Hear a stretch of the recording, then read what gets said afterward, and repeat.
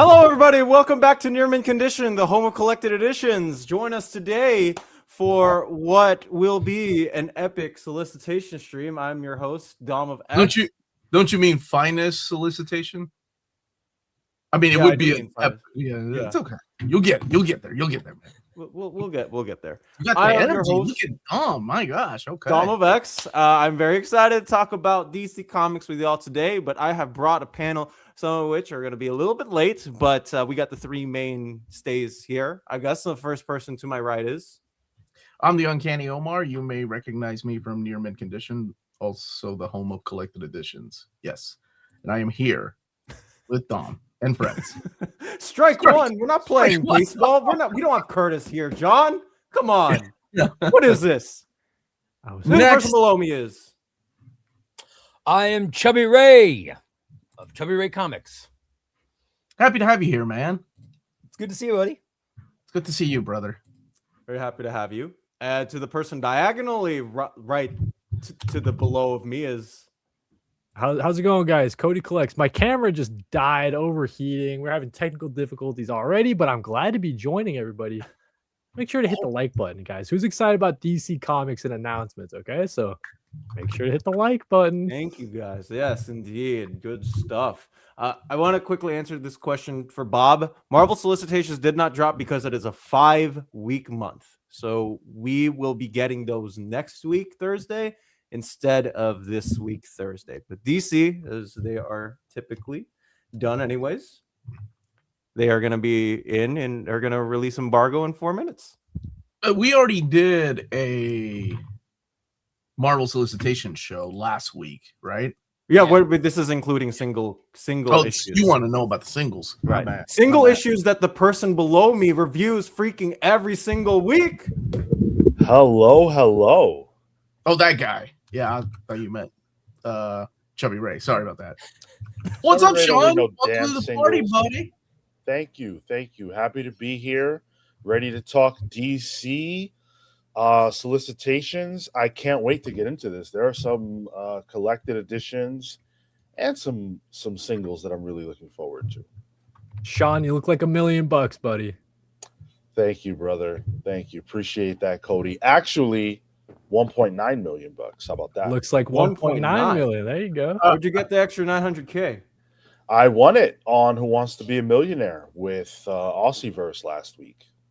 Oh, that's awesome, dude. Oh, I thought they take taxes out, or is that in Australian dollars? You know what?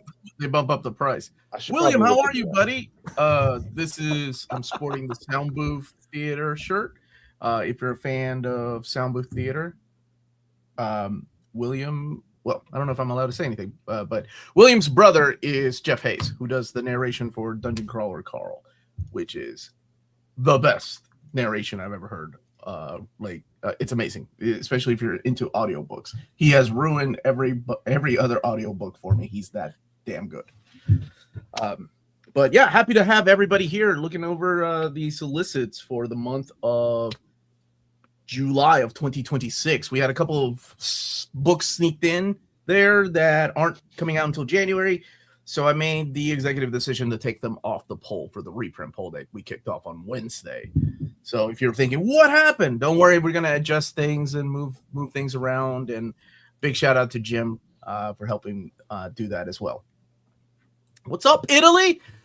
Dom, do you mind sharing? Let's go ahead and look through the entirety of the line. Again, be sure to hit the like button so that Omar can keep making videos about these DC books that will be coming out, some in 7 months from now.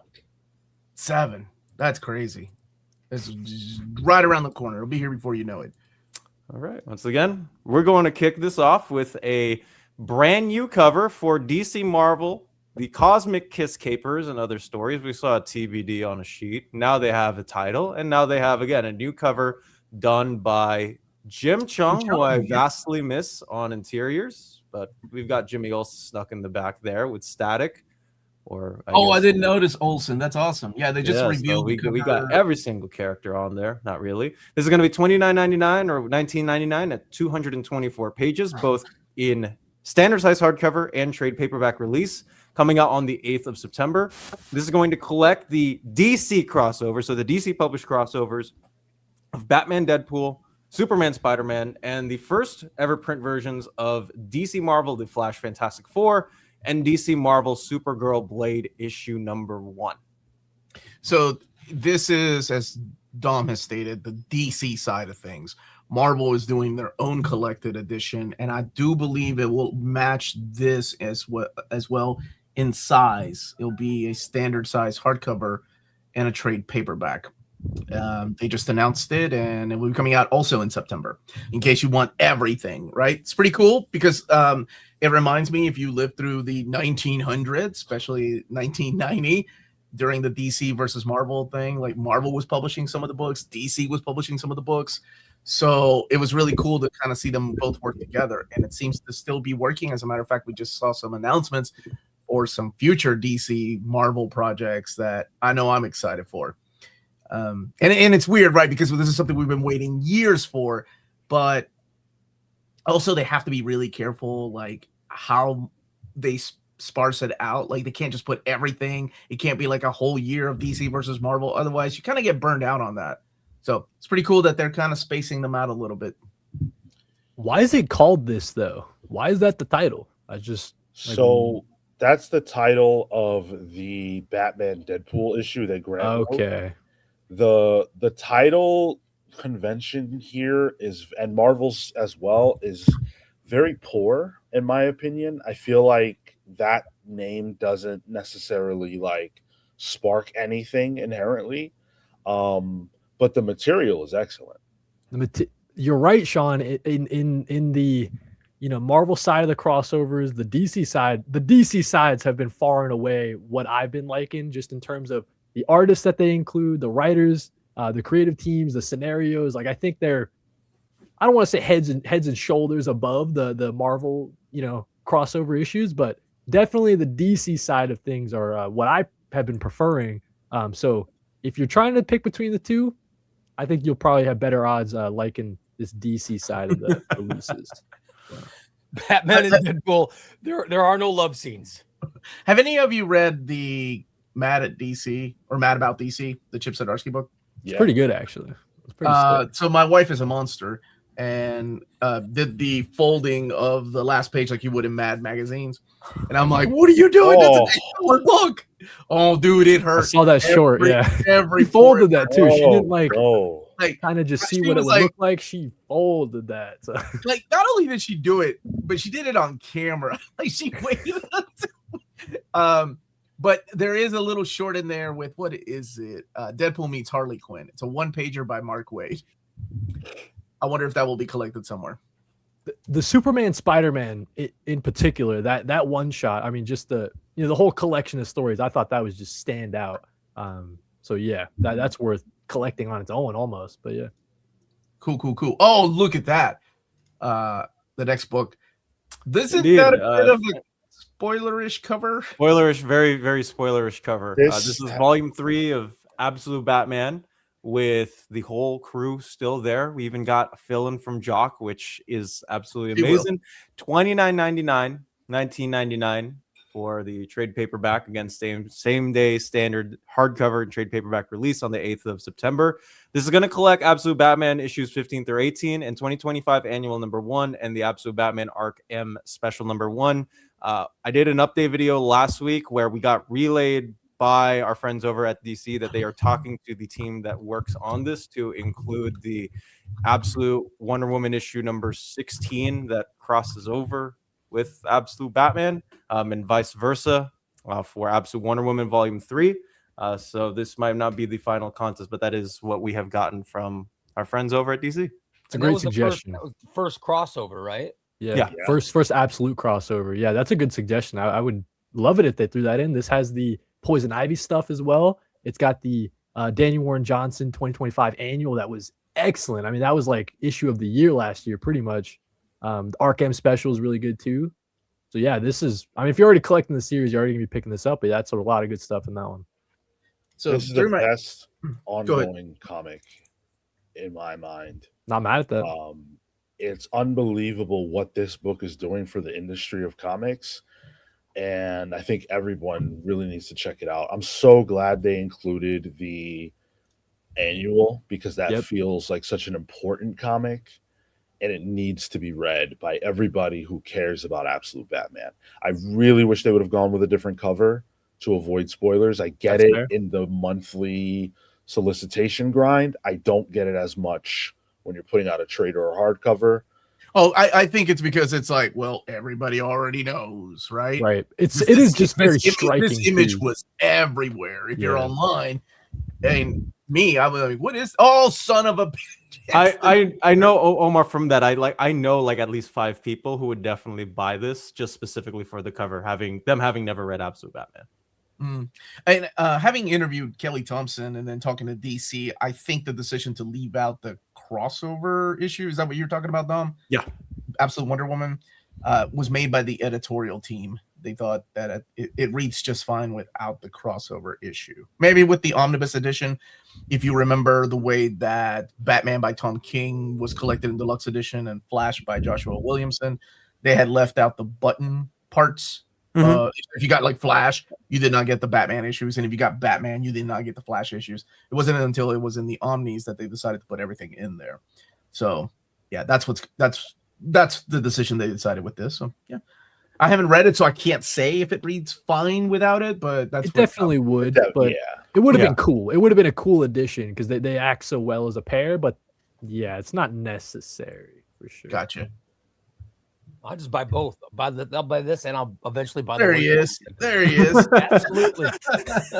I'll buy the standard hardcover. I'll buy the oversized will. hardcover. I'll buy Absolutely. the omnibus. And I'll buy the and omnibus eventually. I did not announce any Absolute Batman Omnis. I'm sure. Oh, come on. It's a no-brainer. It's going to be available in many different formats. Oh yeah.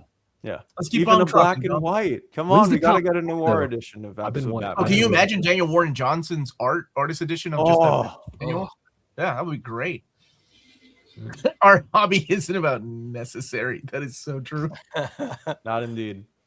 We're gonna move on to the hardcovers now. The first is a cute little kiddies book, Aquaman: A Team, More Than a Dream by Ben Clanton and Cassandra Fetterman, $12.99, 72 pages. This is coming out on the 6th of October. So for all the kids out there who want to read something regarding Aquaman, this is your perfect time to jump in.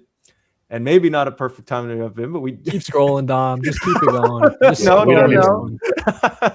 we Skip got on over Hush it. Tua, the standard hardcover, resolicited again for this previews. $29.99, 176 pages, coming out on the 15th of September. Arbitrary date. 158th through 163rd issues of Batman are going to be collected in this one. Are all these issues out already in single issue? No, they're No. not. They're on issue 163 is 3 not of out this, I think. So it's just Oh. crazy. Oh. Well, I mean, guys, it's Jim Lee. Like, who's not gonna wait, right? They're gonna let fill-in artists come in? No way. It's not gonna For happen. sure. It's just so funny to me because like they got Jim Lee on. We mentioned earlier the Superman Spider-Man. He did one of the stories in there. It's like, dude, shouldn't you be doing Hush 2, man? Aren't you Oh, supposed to be I doing think Hush 2? he was kind of trolling people online when he was. People forget that he's president of DC. It's like he doesn't Yeah. even have to draw, man. He didn't even have to No. draw any covers. He doesn't, but he is doing this, and so Oh, the I fact know. that it's taking forever is really frustrating. Well, as a guy that waits on collected editions, by the time I read this, I have that benefit of like, oh, I didn't have to wait at all. Which like people will never know how long the waits were for things like Old Man Logan, Civil War, like these books that took forever. What was that Kevin Smith book that took forever for issues 3 and 4? Years in between. Astonishing X-Men. The Astonishing finale- X-Men. Yeah, you remember that? Like Matt Oh, Fraction had to reveal a spoiler in his run because yeah, man. But anyway, things happen. Well, right? here's my question, Omar. Like, would you be surprised if the final issue hold on. of Hush? All but one issue of Hush 2 that is collected in that book has been released so far. 5 issues are out. And I was told this is only half of it too. Someone at my Yeah, the this is only people at half my of it. shop are saying this is only the first half of Hush 2. I'm like, dude, just get out of But my here's face, the bro. crazy part. Like as of right now, the first collected edition of Matt Fraction's Batman is set to come out on the 2nd of June. gonna I'd be beat this. betting to Oh my will God. like bet with good money that Matt Fraction's trade of volume 1 of his Batman run comes out before issue 163 of I bet you volume 2 will come out by then, Dom. I bet you. You guys can have a side channel for betting. We don't encourage you on your We vacation. don't bet Oh, you here. don't have a Come poly on. market? People are already broke with sponsorship? collected editions. They don't need gambling added to their addiction. But you can gamble on Batman Dark Knight Returns getting an oversized format that isn't the absolute in this deluxe edition at $39.99, 280 pages. This is going to collect the 4-issue Frank Miller essential sequential historic work of art coming out on the 15th of September. Yeah, excited for this. If you've never read it, this is a beautiful format. I know it's also available in a really cheap DC compact.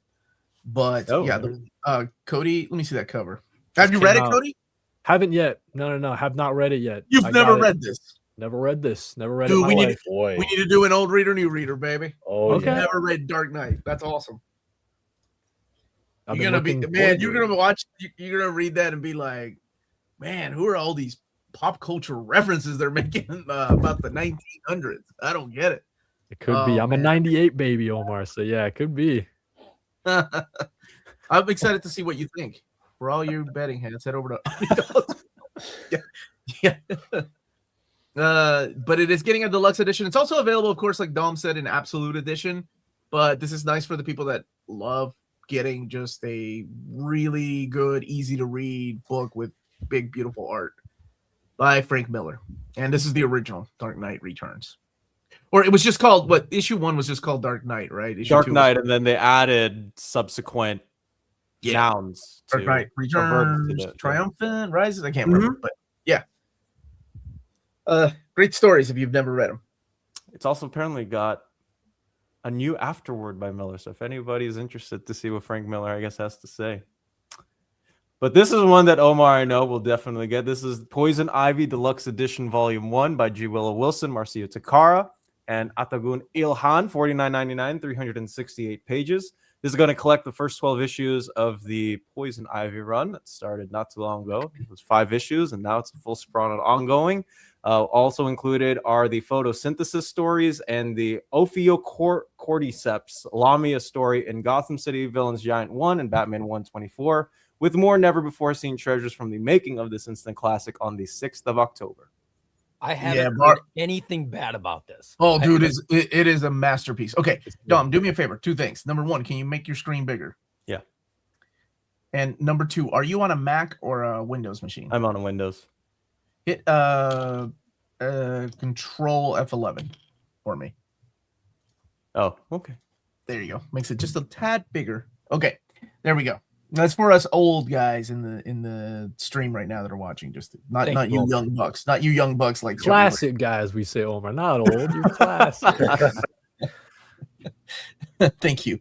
Yes, very excited for this. I, of course, won an omnibus just like everybody else, but still going. This run is still healthy. Yeah, it's still not over. And oh my god, the artwork that needs to be an absolute. At some point, this was it for the series. This was all that was planned, and then they kept extending it, and then it was an ongoing. So really crazy to see. In another universe, in an alternate universe, the series ended at 12. You know what I mean? So, yeah. All I hear is how good this is. I don't know. I haven't read haven't read anything about it, but all I've heard is fantastic. So I just can't wait. Where's all this attack coming from, man? Hey, you know what? It's not the years, honey. It's the mileage. All right, let's keep going. Let's keep going to the first big surprise of this solicitation stream. And this is Absolute Y, The Last Man, Volume 1, 2027 edition. This is $125, 280 pages. But if you don't like how fat the omnibus is, this is the way to go for oversized with the Pierre Guerra and Brian K. Vaughan classic. 19th of January next year is the release date for this. And issues 1 through 18, along with the script to issue number 1, are collected in this comic. If you've never read this, this is one of my favorite Vertigo titles. I love this book so much. and I'm glad that they are reprinting it. It is done in a beautiful format too. Like the absolute editions are gorgeous, and it's one of my favorite Vertigo titles, so I have to have it in the best format. Yep. Thought the chat would be lighting up for this one. Not gonna lie, pretty quiet. I think I'm hearing crickets over there. Thought Why the Last Man? Well, I mean, it's been available in Compendium format. It's been available in deluxe editions. Been available in trades And compact. Omnibus. It is I compact. think I do there have- is And compact, yeah. Yep. It's available for the masses. Mhm. I've got the Compendium, but I'm not gonna lie. The thought of buying this is No, he's gonna very buy it. He's gonna appealing. buy it, guys. I might need to grab this too. Yeah. Oh, Dang, it's dude. Okay, so you all have read it, right? I've not. Hold on, I- Omar.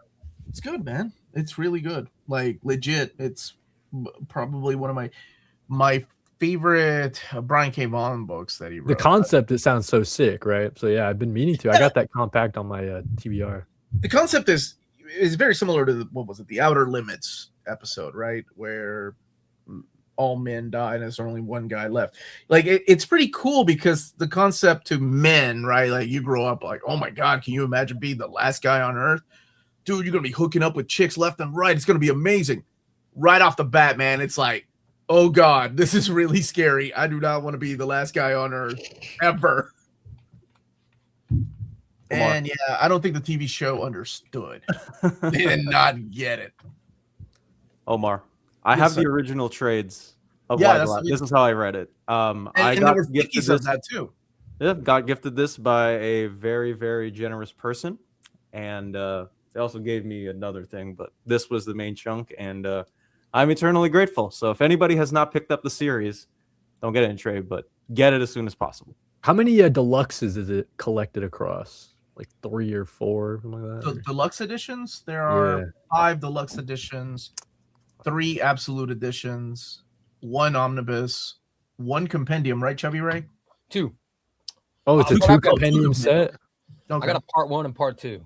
Okay. Oh, okay. I didn't even know it's split across It's 2 that compendiums omnibus as well. huge, dude. I think I gave the my omnibus away during one of our giveaways because I like the absolutes more. Right. See, I got It's the just Compendiums, unwieldy. but Like I you talk the about like some absolute. omnibuses being like way too over the top, but I feel like Y is just way too big. Well, the problem with the 2 is that it wasn't built well. Oh, the It- eye's it- not it- good. Yikes. Well, it seemed like one kind of like the first printing of JSA, kind of like the first printing of that 52 omnibus. Just didn't it was meant to be broken, and I was like, I'd rather give it away and buy the absolutes. There's tons of used versions on Amazon for less than $20 for the deluxe editions. Yeah, and there's 5 of them, and they're great, by the way. The only negative thing I have to say about the deluxe editions, like I do with any cover in collected editions that they do this, is that there's so much white space. Not because I have a problem with white space, it's because when you have so many books, it doesn't stay white forever, man. Like it's like that was my main issue with the Marvel Premiere books too. Once you start storing them, yeah, and I love the paper stock in those. Good paper stock. Okay. Have to find a way to get it to Cody so he can read it. Yeah, I know. It's been on my list for a lot. Just like exploring a lot of Brian K. Vaughan's work. I've only read Saga. So yeah, I've been meaning to kind of dive into his work. Oh yeah, it's great, man. He's done a lot of stuff. He did Batman. He did Brian K. Vaughan's Swamp Thing. I forgot about that too, which needs a proper collection. Oh, you want me to FOMO Ray into buying it? Sure. I keep my favorites behind me so I can grab the first one. Hold on one second. Ray gets FOMO so easily too, dude. So. Especially from Omar. I watch Omar's videos and constantly spend money. Got a brand new cover. Oh. Oh man. Oh. Is- Oh. and Oh. bookmark ribbon, hardcover, Yeah, that's glossy, pretty cool. glossy finish to it. Oh, Gotta make sure God. there's no boobage before I show it, but there you go. Oh, Artwork, Pia Guerrera's artwork in oversized format. Yeah, man. yeah. So Omar, is this what's being solicited a reprint of what you're holding now? Yes, sir. Or- Yes, sir. Okay. Yes. Gotcha. So direct reprint. Okay. Love it. This in the price hasn't gone up. This was 125 and this is 125. The big Perfect. difference I think later printings of this had the black label on it. Now it will have the Vertigo logo on it, just like my original print yes. has the Vertigo logo on it because it was Right. an original Vertigo imprint. So yeah, Okay. That is awesome. That looks really good. this is the money shot. All right, let's. What's the next book, man? Next book is the other big surprise in the catalog. And this is the second volume of the League of Extraordinary Gentlemen, Wow. Volume 2, the Absolute Edition. It's the paper stock they're using for the book. It's a thick matte paper stock. That's why it looks thicker. Is it kind of like the Rick Remender, oversized like he? Yeah, you know, it's the he's same. Yeah, it's yeah, the that same type thicker- of. It's the same size. Gotcha, cool. Well, you don't have any absolutes, Cody? I have a couple. Yeah. Okay, yeah, but they use like Rick It's like- Remender uses glossy paper stock. Okay. That one is he was talking about how thick it was, and that's due to the thick matte paper stock they used on it. Yeah, this is a big one. This is one a lot of people were voting for, so I decided to take it right out of the poll. Alan Moore. Okay, this is really interesting, but he cannot, as much as he wants to, remove his name from DC products. There's some kind of contract. He can from Marvel, but he cannot from DC, which is why, because he chose to be the original writer on like Captain Britain or Miracle Man, Marvel Man. Yeah. Sean, you read Why the Last Man, buddy? I have, yeah. Okay. I absolutely love it. And when it comes to this, I really, really want to jump into the League of Extraordinary Gentlemen. For whatever reason, I really like the movie. And I know that a lot of people don't, but I thought it was awesome. And when I found out that that was an Alan Moore creation, I was blown away, but I've just never gotten the issues. So this is right up my alley. And for what it's worth, when Alan Moore talks about all of his DC projects now, he refers to them as disavowed projects. Interesting. That drama is so spicy. It's Alan Moore, so he can say whatever he wants to. Dude, I can't believe you like League. Yeah, it was so bad that Sean Connery retired after League. He was like, I'm done. Classic. Yeah. I don't know, dude. I cannot act anymore. I'm out. I was a kid and I just thought it was awesome. I thought Mr. Hyde was really cool. I don't know. Yeah, no, the concept is for real cool. But yeah, Read the it was book. not. It was not very well received. Believe me, Sean, the comic is much better. I believe it. Oh, as a kid, Spawn and League were fire. We didn't know any better as kids.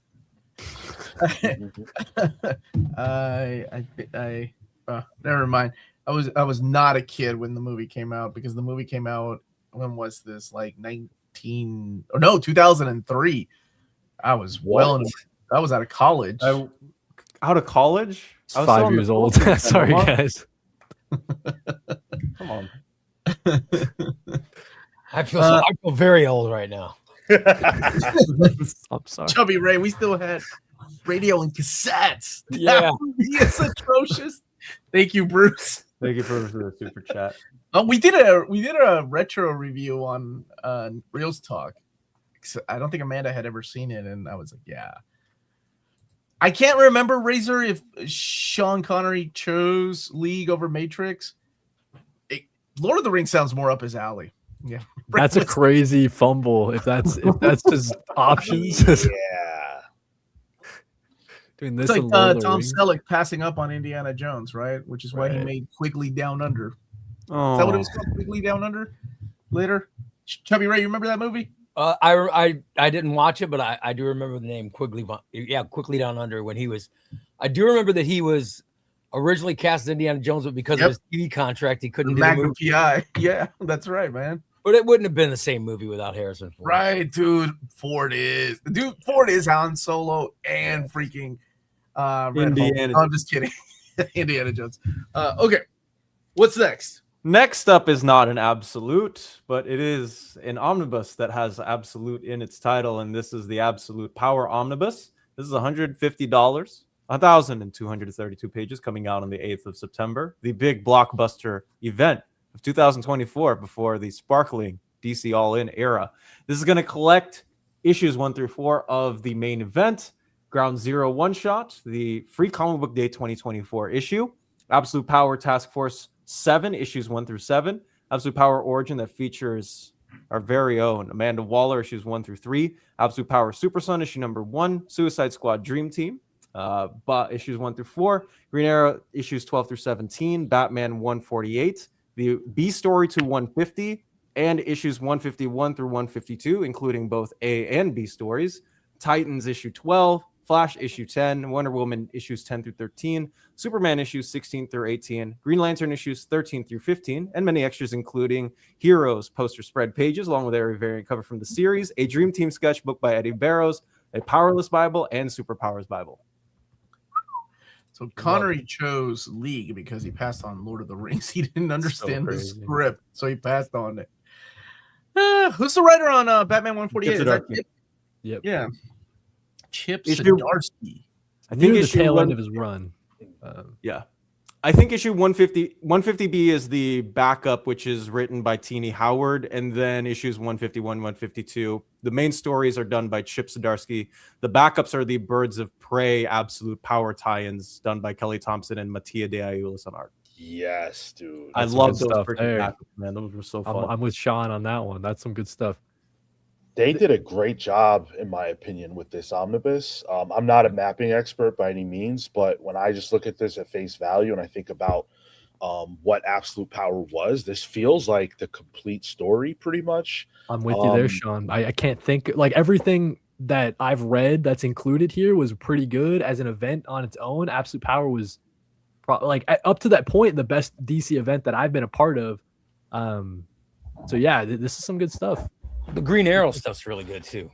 I know that Dom begs to differ because he was trying to add 30 more issues to this omnibus. Not 30 more issues, 30 more pages. I was like, I don't know if that's gonna happen. No, remember when we sent the original email? You were trying to get, what was it? Is it All In? Maybe. No, he does. I think All In is a great. Yeah, I want That All would In be good. included in this. Maybe it wasn't you. Maybe it was some of the viewers, and I'm like, guys, we're not gonna get 30 issues added to an omnibus. That's ridiculous. Right, that's another maybe it omnibus. was me. gonna Maybe I was end up talking like- about. Crap. What event What? just happened from DC? Heroes in Crisis. Oh, yeah. Yes. Why don't we add Yes, James. Yes, we need issues one. Don't you know that Wally West is going to be in both of this omnibus? Like, we got to get it. Come on, man. There's no way. No way it won't. Well, Tom King is a writer here, Yeah. and he did For write the Heroes in Wonder- Crisis. yeah. Right. Exactly. Sean, I You love guys- the way you're thinking. You guys, like day one, you would be fired from the mapping department at DC Comics. Both of you. Dude, No if fire. I had the power, I would burn every copy of Heroes in Crisis, and I would get rid of the original files that DC has, so it can never Wow. be published again. Okay, I'm not gonna go that far. We we don't approve of burning books on near mint condition, but apparently the comics files are a different beast. The views of this stream do not represent the views and properties in Nearman condition.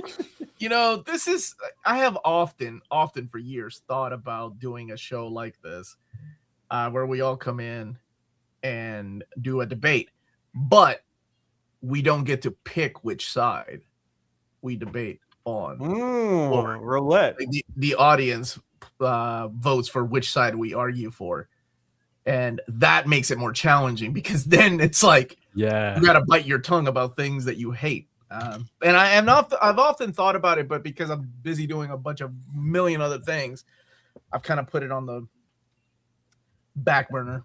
One day.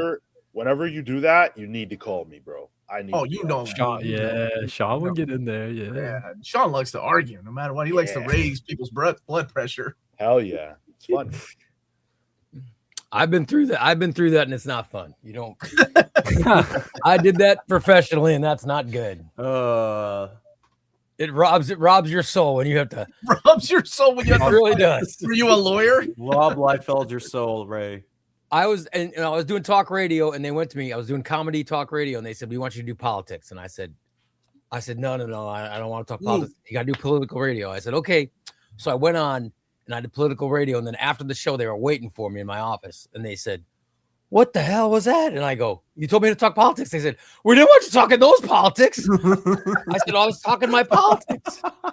They said, we didn't know you were that liberal." And I said, "What did you want me to talk about?" "No, we want you to talk about our politics."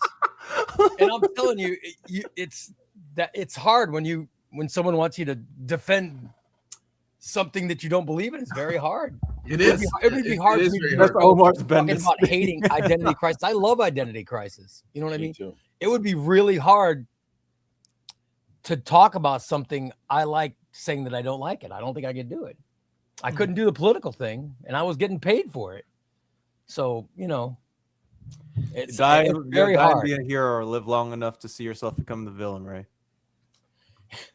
Well, I just left, but Omar, here's an interesting twist. I don't know if it's at the printer. It's probably at the printer at this point, but would it be possible? I think I've asked How would about they do that? already. The size is different. Well, no. I mean, he just wants the story in there. Right, but I think I've asked, and they said they couldn't get it in on time, if I'm not mistaken. I can try to ask again. Yeah, once it goes to the printer, like, I'm afraid this one might be already heading that way if it's solicited. When is it coming out? The 8th of September. Yeah, this one might be too late. when do they? How far in advance do they print the stuff, Omar? If you look at shoot, I don't have any of my new ones. They're all upstairs. It'll tell you at the very bottom when it was printed. Oh wow, I didn't know that. It's Hold insane on. because depending on the publisher, like sometimes it's printed the month before, which is just crazy. Wow. That means they're like praying to the printing gods that there are no issues. They ain't got time for quality control. But then there are times that are there. I remember I used to get them straight from the printer like 3 months beforehand, 4 months beforehand. But what matters is when the files get there. That's the issue. If the files get there too late, they can't do anything. It's not like you can say, "Hey, add this guy working at the printer speaking a different language, please," because people want 30 more pages in there. "Hey, y'all, just saw you were live. Do you review or promote upcoming indie comics? I'm a writer-creator asking for myself." We do. Yeah, we do. Hit us up on email. Me and Dom will take care of it. And I know Sean talks. Sean, do you talk about indie much on your channel? I do. Yeah. And Cody, Chubby Ray, what about you? depends. I get you get. I don't want to be drowned in requests to be doing like indie comic reviews like all the time, like super indie, like small publisher or like self-published stuff. I don't have enough bandwidth to be putting my 100% into promoting self-published stuff. So I kind of backed off it a little bit about a year ago, but yeah. Okay. Look at him getting too big for his shoes over there. I wish I had more time, man. If I had more time. That's also the issue, is the time, right? Okay, let's move on to the next book, please. Indeed. Let's move on to the next book. Oh, yeah. Yep. We probably this knew is, about my this. favorite Batman run of the last 15 years. Finally getting an omnibus. This is Detective Comics by Rom V in omnibus format at 1,096 pages, $150. This is going to collect issues Detective Comics 1062 through 1089 and the 2022 annual. Stories from Batman Secret Files, issue number 1, The Nature of Fear, Crimes of Passion number 1, A Reflection of My Heart, and Strange Love Adventures number 1, Batman in Dinner for 2, with a new introduction by Rom V, afterwards by Cy Spurrier and Dan Waters, and a gallery behind the scenes artwork. I would also like to clarify what I said during the DC Edelweiss catalog. The way that this will be placed in reading order is main story, because a lot of these stories do indeed have backups, a lot of them by Rom V's very close best friends in the industry. You have the main story by Rom V, and immediately right after will be those backups, just like the standard hardcovers, and it goes through all the way for all of these issues that are included in this. So we'll get all the Gordon and Bullock stuff. They're going to put it right after the main story? Yeah. Okay. Gotcha. That's probably how you'd want it, right? Instead of interrupting, you're reading the Rom V, maybe. I don't know. It's funny you mentioned that, Cody, because I had two friends text me like right after it dropped on Penguin. They were like, "Dom, Can you ask DC if they can put all of the backups not in the way that they were placed in the single issues, but in the like after the like first part of the story? So you have like the prelude to Gotham Nocturne. So you have issues like 1062 through 1065, and then right after you'll get the Cy Spurrier The full chunk of that backstory. Yeah. Yeah. But I said, like, it would be really cool for people to experience the single, like the way that I read it in singles with this and place it in omnibus format. And I think it's perfect that way. That's how I think DC sees it too. Because you're right. There's 3 different ways they could have done it. You Mhm. know what I mean? So yeah, Yeah. that is interesting. I don't know which way I prefer, but this is all great stuff. All the backups are pretty sick too. You have a lot of different creative talent in here. Yeah, this was like at a time when DC was doing a lot of backup stories too. They kind of backed off of it. They don't do so many backup stories anymore. I think the backups in this are really good, but in general, I feel like backups are a way to charge another dollar. Yeah, and that extra can be dollar, yeah. frustrating. But I again, like the backups in this, I thought were additive. I thought they were relevant, and they're written and drawn by a lot of talented people. Right. Well said, It man. also helps again that like the people who did the backups are Romvi's like best friends in the industry. So you have that like connective tissue in between all of this. Backups in the 60s and 70s was so different because they were just reprinted material. Mhm. You imagine that happening nowadays? Oh my God, people would destroy Marvel and DC on social media. Oh yeah. I can't believe these cheap bastards are reprinting stuff and charging me an extra $2. So I think we asked for material to be added to this. Is that right, Dom? Yeah, they said, "Oh, you know what? I'm gonna pull up the quote because I love the quote, and I think." Well, don't quote who said it, but you can. I won't quote who said it. What we were told by DC, because again, we just asked for clarification on the way that they are putting this in the reading order, and they said, "Quote: This book is built to be the very best and perfect reading experience of this epic, organized, and collected edition per Romvi's vision." Oh, so straight from Ron V. There you go. So that's how you probably want it, right? Straight from the creator. I do wish that it looks like, just based on the contents there at the bottom, it doesn't look like they have like a cover gallery. I know some people maybe, but the covers in this were sick from Evan Cagle. That would have been cool to have like all the covers somewhere in there. But They'll be here, man. They'll be in there. Oh, okay, they will be. Gotcha. Lars Pearson, formerly of Wizard Magazine, currently Lars. coming into the stream really late. How are you? Yes, Lars Pearson, publisher and editor-in-chief of Mad Norwegian Press. Glad to be here. Sorry to join you 43 minutes in. I'm sorry that I've missed all the knowledge you've deployed before this, but really, when has pre-knowledge ever been a requirement to be on these streams? I mean, Wow, Lars, you missed the entire Legion of Superheroes conversation. We went over like 45 minutes talking about nothing but Legion of Superheroes. And damnation. Yeah. we moved on. Sorry, buddy. Okay. I look forward to But the you are retake. going to be getting Romvi's detective. Of course.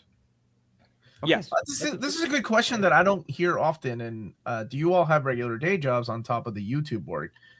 This is what I do for a living. This is what I've been doing for a living since 2021, when I lost my job in IT after 20 years. So, yeah, this is what I do, but I'm very blessed and very humbled by that. And we can go from the top down. Dom, what do you do? I am a full-time student with 18 units trying to get a graduate degree. And I also do this full-time as Omar's second-hand man.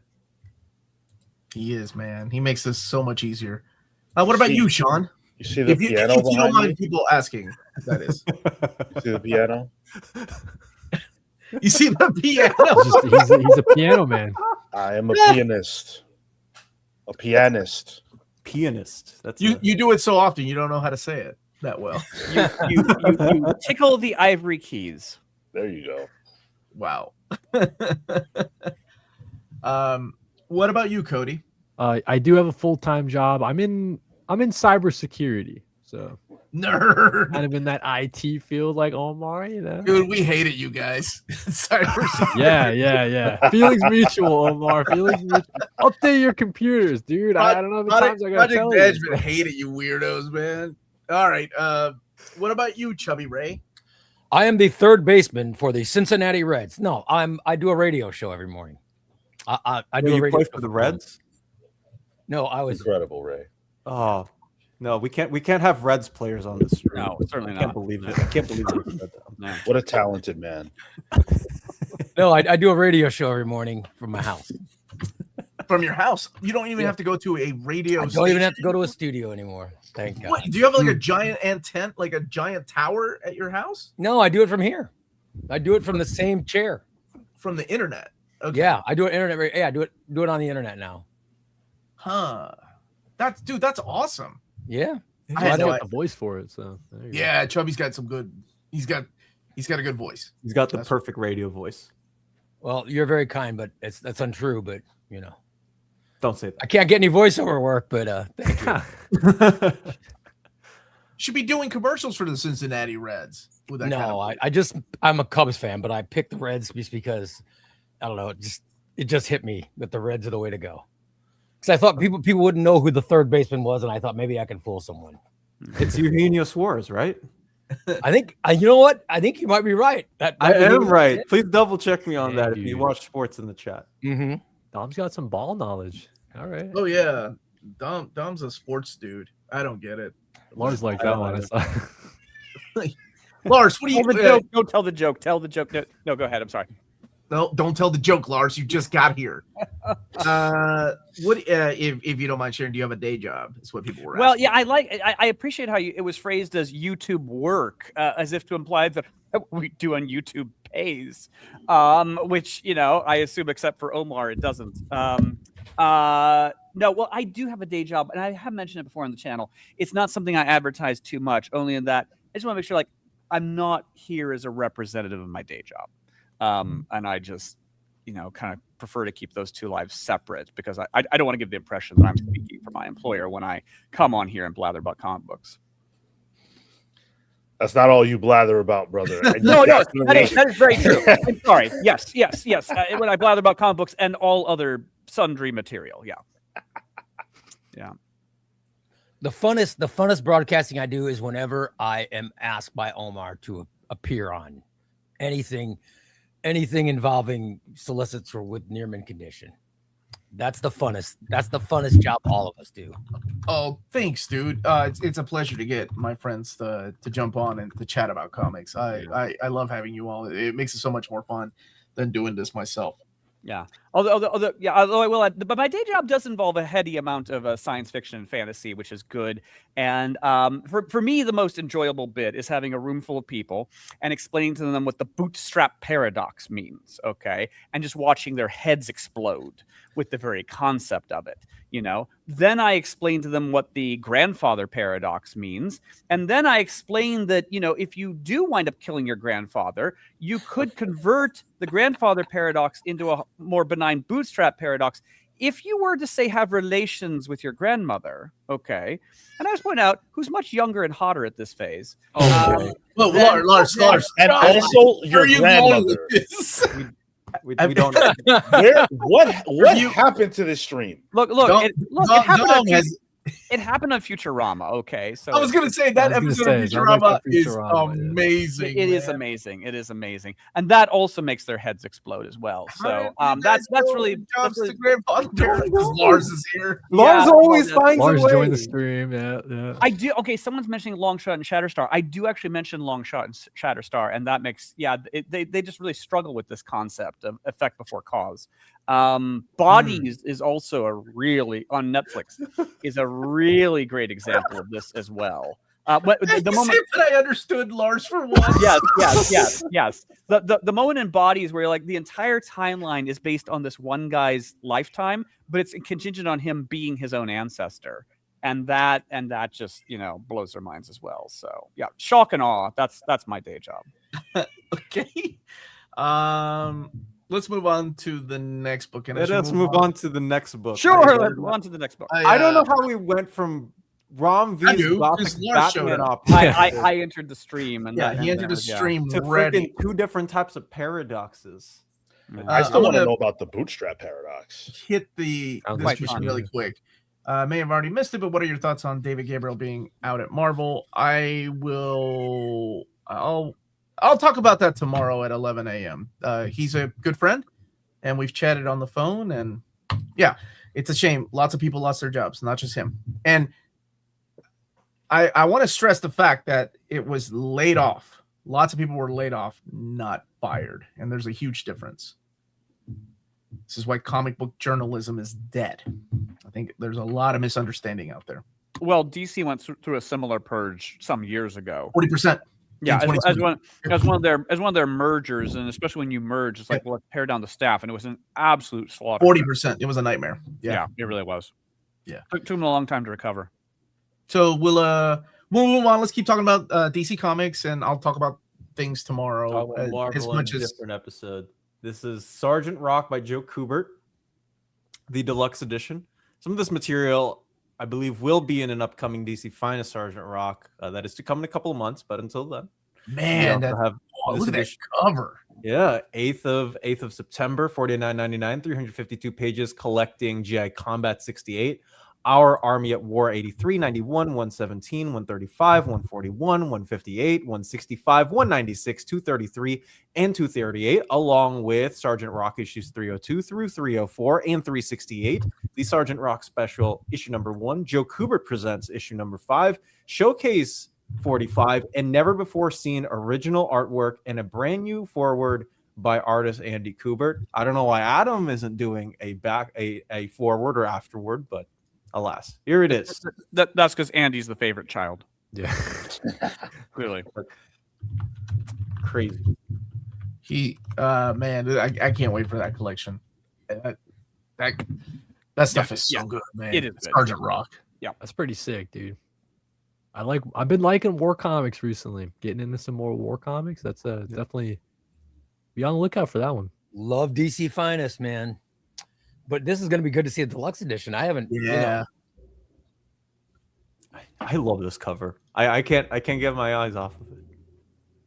It's great, right? Like limited use to the color palette. Like it's awesome. We've also got Superman, the Silver Age Omnibus Volume 2. This is going to collect issues 266 to 288 of Action Comics and Superman issues 138 through 153. $100, 776 pages. 15th of September for Titano the Super Ape. Where is Jess so he can go on about how great this stuff is? No, it's fun. If you want, how do I sell this to people? Because we haven't gotten a Silver Age Superman and DC Finest yet, so I haven't gotten to this material. But if you wanted to sell comics, you just place the gorilla on the cover or in the issue. That's how you sell them. Well, It is a cool cover. Yeah, the joke's on the giant gorilla, because once he gets the Daily Planet globe, what's he going to do with it? You know? Yeah. What do you mean? What's he gonna do with it? Well, it's like the dog chasing the car. You know, when you catch the car, what are you going to do with that? Wow, Lars coming in with the deep thoughts About giant gorillas. I've mentioned before, I'm still perplexed as to why he has kryptonite vision. I was going to mention that. That seems a very specific skill set. Because they had to make the gorilla more dangerous. Let's give him kryptonite eyes. Well, as I was saying, in this era, everybody has kryptonite. I mean, eventually they decide that, well, Lex Luthor has the kryptonite ring, so he's kind of the exception. Batman has a piece of kryptonite. But in this era, like, you know, the common person on the street practically has kryptonite. One in the chat says the Silver Back Age. That's a pretty good one. Pretty good one there. Okay. Yes. Should be ashamed. Whoever said that should be ashamed of themselves. If anybody likes art, it's got Kurt Swan and Al Pacino in on this specific omnibus, and I love those two creators. Yeah, Kurt Swan to a lot of people is the definitive Superman artist. Yeah, he's the one that drew.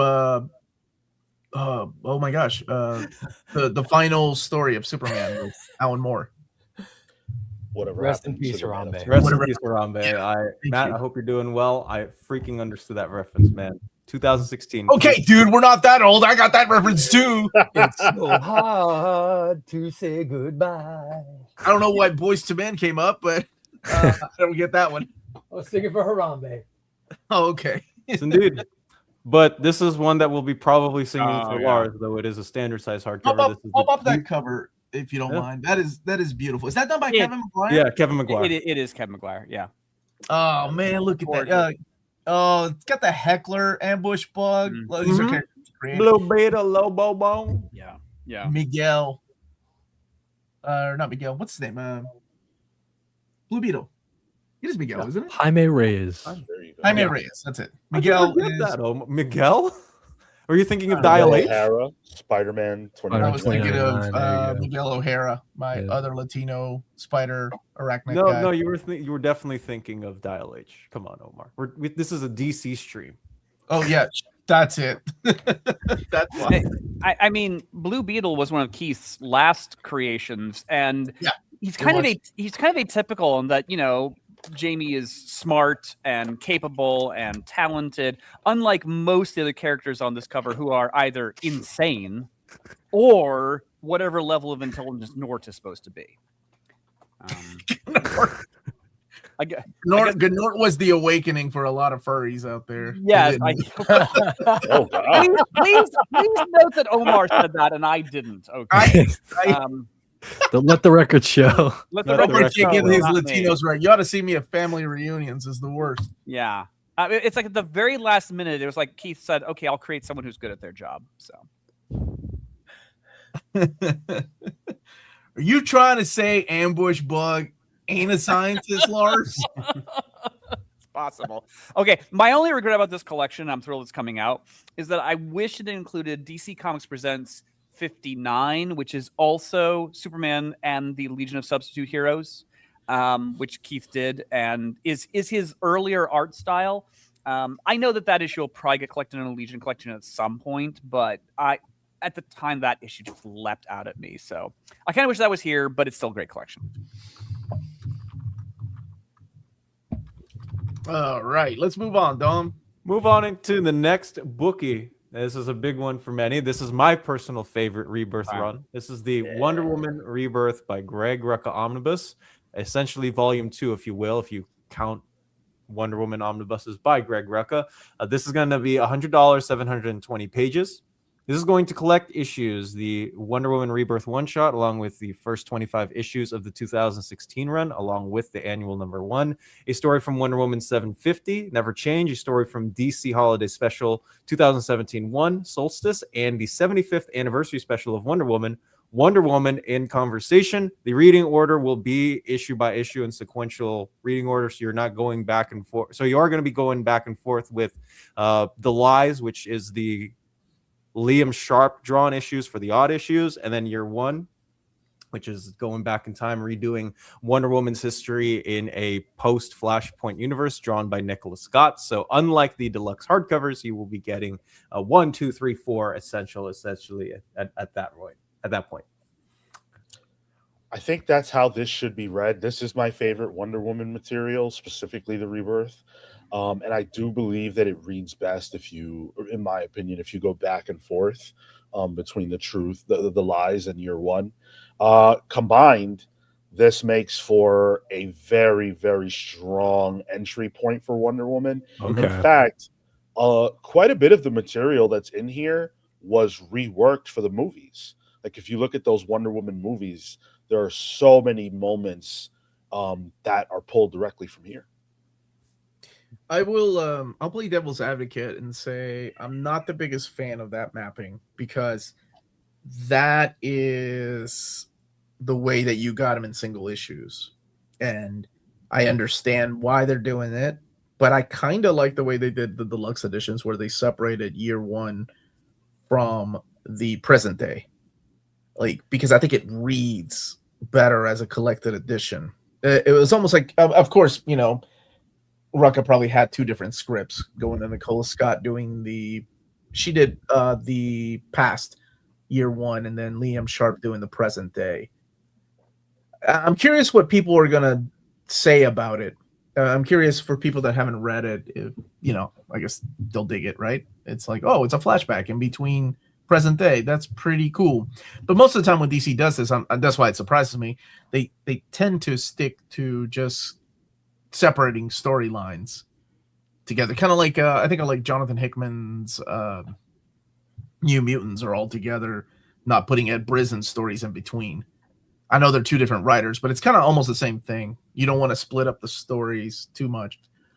I think in this case, though, there is talk back to each other. Like there are. That's what I would be curious about. Yeah, if they kind of lead. No, there is. Okay. There is, but I think you'd be fine just reading it separate. I don't know. I'm curious.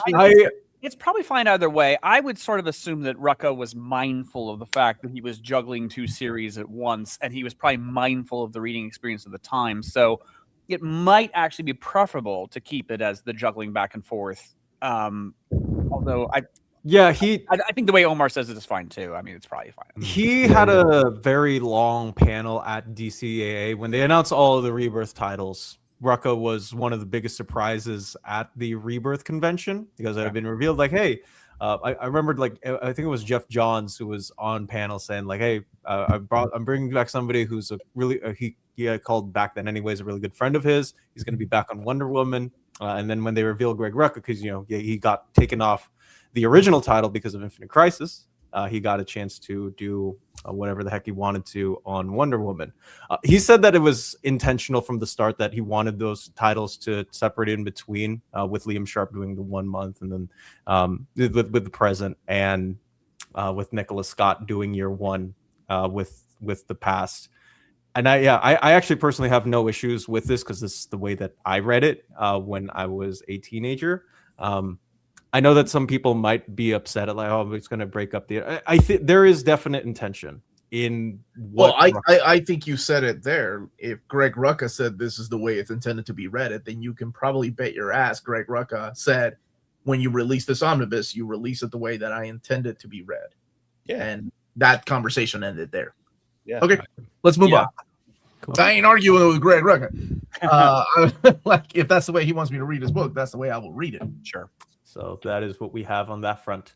House of Secrets, The Bronze Age Omnibus, Volume 1, 2026 edition, $125, 864 pages, collecting issues 81 through 111 of this omnibus. Omar, I was going to talk about this for my breaking news video that we got from DC, but if you also want to talk about it here. No, I think it's important to let as many people know. Yeah, so we got a text from our wonderful friends over at or a message over from our wonderful friends at DC, and this is our update. House of Mystery and House of Secrets omnibuses will have the classic original dust jacket design for all versions moving forward, so they will all match the original design as intended, which is good. That because they redesigned them with volumes 2 and people were upset. So they're going to have matching covers, which is very important to collectors. I completely understand that. It's as God intended House of Secrets to be. Yeah. So if you have volume 2 and you're like, damn it, I already bought volume 2 and now I got to get it again because it's going to keep the same trade dress, that's between you and your wallet. I got no power over that.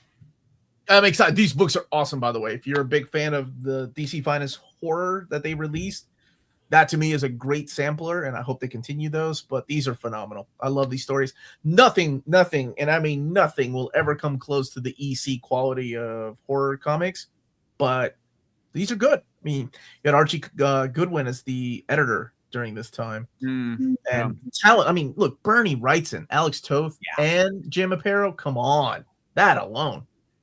It's yeah, great. I mean, they're of their time, but this is really solid. Absolutely. And these are the two characters, Cain and Abel, that show up in Sandman years later. Yeah. It's funny how their appearing in Sandman really did turbocharge their profile. Yeah. Well, I think a lot of people just knew them from Sandman, and that's it. Oh, sure. Yeah. There weren't any reprints of this stuff at that time. Well, they're characters from the Bible. So, I mean, if you were just experiencing... What is this Bible? They weren't created by DC. If you were Lars putting on his teaching glasses. Go on, sir. Tell me more about this. Well, Bible. I mean, no, but I'm just saying, if you were just reading Sandman, I wouldn't see. What are you doing? If you were just, Is this how you teach, Lars? if you were just reading Sandman, you would not find it that odd that, you know, in the dreaming, Cain and Abel live there, because, you know, Eve lives there. She's off in a cave. So yeah. Yeah, this is part of DC's horror line at the time. You had Unexpected also in the 60s, 70s running through as well. Phantom Stranger, House of Secrets, House of Mystery. I only haven't read what was in the first DC Finest horror trade paperback. Am very happy to say that these stories are excellent and that everybody should at some point in their life read them. Oh my God, I can see You need my an reading absolute videos Bible. now. Omar, I have a question about the mapping of the Bible. Do you Yeah. feel No, It's the reading order. It's the I reading should we order. include the Apocrypha? I am drawing the line and putting an end to should that we put conversation Heroes in right now. Crisis in it? I mean, Were you in crisis to a video? No, explaining we're all to us? not. Quit being Blood so Hunt might make blasphemous. sense in that one, actually. Yeah, think we can I put want Blood my Hunt in absolute there. edition of Genesis 3, Omar, so we can Oh see my what God. happened with Cain and Abel This is in the last the thing I largest need format is for possible. some religious group to cancel me doing a comic book stream. Move on to the next book. All right, let's move on to the next book. This is a resolicitation again of Gargoyle. Oh, and Raphael Gotham. Grandpa. Yeah. Yeah, so resolicited again. This I also still hasn't come believe out that issue 4 yet. issue 4 got delayed again, Cody. Yeah, so why? So get it out of here, bro. What? It's crazy. I'm It's a like how I collected feel about editions Hush guy. I'll wait. You can wait for your issue 4. I'll get this when it comes out He's in gonna get it. September. And I'm then a That we've was got, like 3 years ago. I literally remember picking up Gargoyle of Gotham 3 years ago at this point. I swear to God. It's crazy. it's been a long, long time. Boy, And we've you also guys, got- you would not have made it waiting on Mage 2 to come out, or any manga that it took more than 10 years for the next volume to come out. Them dudes work at their own pace. Oh yeah, this is really cool. This book that they just kind of popped out of nowhere. From comic to screen, The Art of Supergirl. Learn how Kara Zor-El came to be with an afterforward by the great DC Comics president of comics operations, Jimothy Lee. Jimothy. Nobody calls him Jimothy. What? Jimothy. Jimothy Lee, yeah. I knew a Jimothy, but we called him That's- Jim. That's ridiculous. This Jimothy's not a name, right, Lars? You work with a lot of kids. Yeah, Jimothy. I like when it's phrased as how she came to be, and it's like surely her father met her mother, and then things progressed. And Oh my God, We got a Lars! birds in the bee lesson. If- Birds in the bees. if- in if- there. We've learned about the grandfather. well, if that's how it's going to be rendered in an art book, then I'm kind of concerned here. Hopefully, it'll be tasteful. How? Can you- How can do you you click make the cover, something by the way, so Don? Yeah, pure yeah, I and can pull it. innocent into something so malicious, Lars? Well, I'm just pointing out the flaw in the wording. You know. Get the Bill Quievely, man. Yeah, so we got Woman of the Morrow, Kara on the left, and what I keep forgetting her name. The actress who's going to play Supergirl. Millie. Billy Alcock? Yeah, Millie Alcock on the right. Yeah. Oh, It- is that who it's supposed to be? That's her outfit. Yep. Oh, huh. That's pretty cool. I'm glad you pointed that out. I call him James Lynn. I call him is that how you write it? Yeah, this looks really pretty.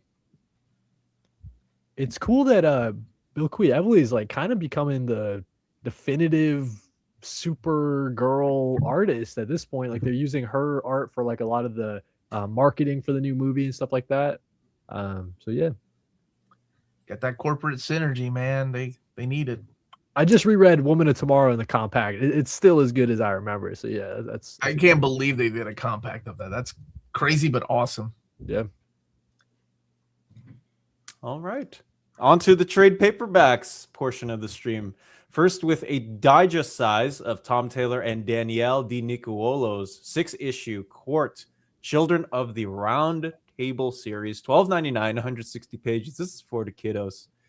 And it's all new characters, right? These are all brand new characters created by these two. Tom Taylor, Danielle Di Nicuolo. Danielle Di Nicuolo, the same co-creator on him with 7 Secrets. Yeah, that's it. I was thinking the boom title. Okay, cool. This is digest size? This is digest size. Gotcha. All right, next. Next is a 2026 edition of Black Canary Ignite by Meg Cabot and Kara McGee. I remember this coming out because this was one of the first young adult graphic novels that they released with the DC Ink line. So they are doing a reprint of it to 12.99, 160 pages, coming out on the 6th of October. Yeah, I remember when this came out. It was huge. We've also got White Knight Presents Generation Joker coming out in trade paperback, $17.99, 156 pages. Mirka Andolfo is the artist here, coming out on the 1st of September, collecting issues 1 through 6. It's a reprint, or is that the first time this has been First time it's in collected trade. This came out a long time ago. I feel like that was. Yeah. Yeah.